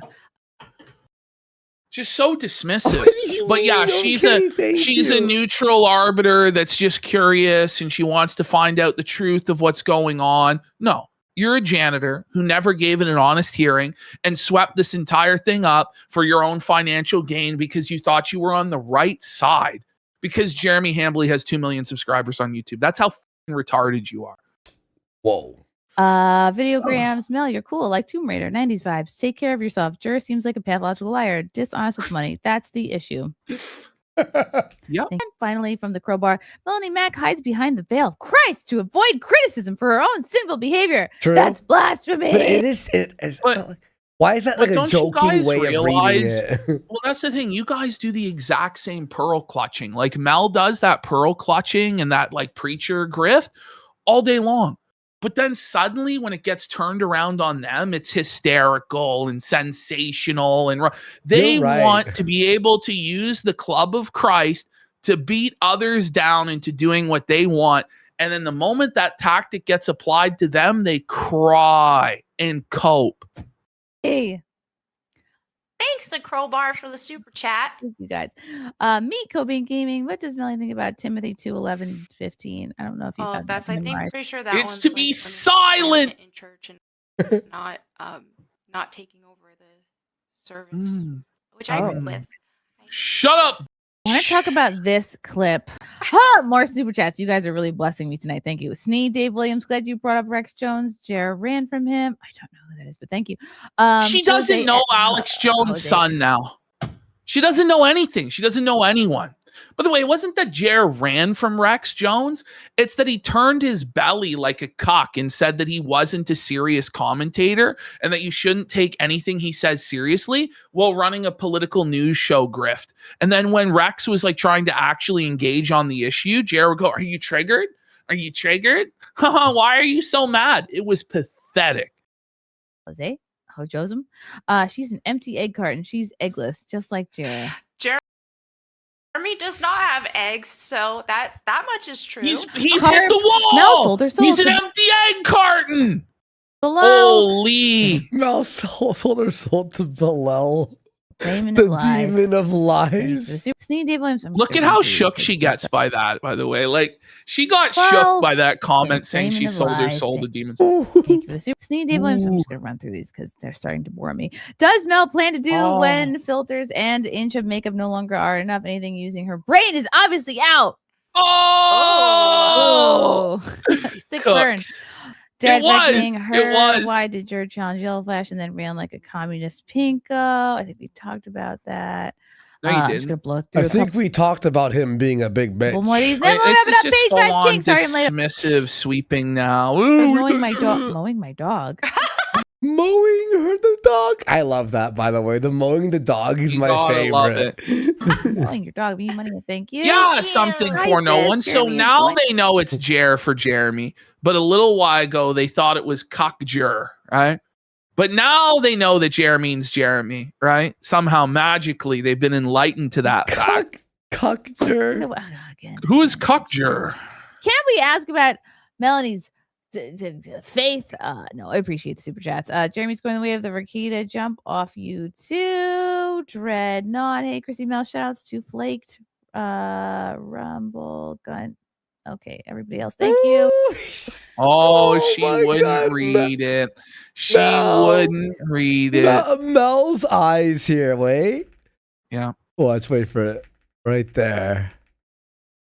Do it. That's sad, dude. I hurt myself today to see if I still feel. It's all gonna blow over. It's all gonna blow over. By Monday, it'll all be blown over then. Thank you guys know you can't keep dodging this forever, right? Ash, I got a theory. I think that Jer didn't know we were going to be live tonight. So he went live knowing Mel would be on Chrissie's to get all the haters to watch Jer and not bother Mel. No, that's what it was. Well, it wasn't Mel. Like, Mel wasn't on with Chrissy tonight. That was yesterday. But Chrissie went live. Chrissie went live tonight with the porn star. Yes, and that's, I think, that Jer was trying to get all of the hate off of Chrissie. Off of Chrissie, yes. To move it over. So he was returning the he was returning the janitorial job. Time ski, tard ski. I know. Page Drive King. I'm very tired, guys. I'm sorry. Jeremy's favorite movie, Pulp Fiction. I should really have Jeremy on, and you guys could Yeah. Give me all Yeah, your troll saturation, they're saying. questions at that time. Do you think she Thank would you guys hold so much for Jer watching. accountable and actually be like, so what's going on here? Or would she just be like, yeah, I believe you. Yeah, these people are crazy. I don't know what's going on. Yeah, I still don't know. It'll be weeks and months and years, and she still won't know what's going on. It's the same thing with Ricade and Azure. I don't know what happened. It's like, you don't know what happened. And we'll see you all next time. Bye. And tune in on Monday. Fred Rubino is going to be in studio. Comedian Fred Rubino. Okay. Thank you.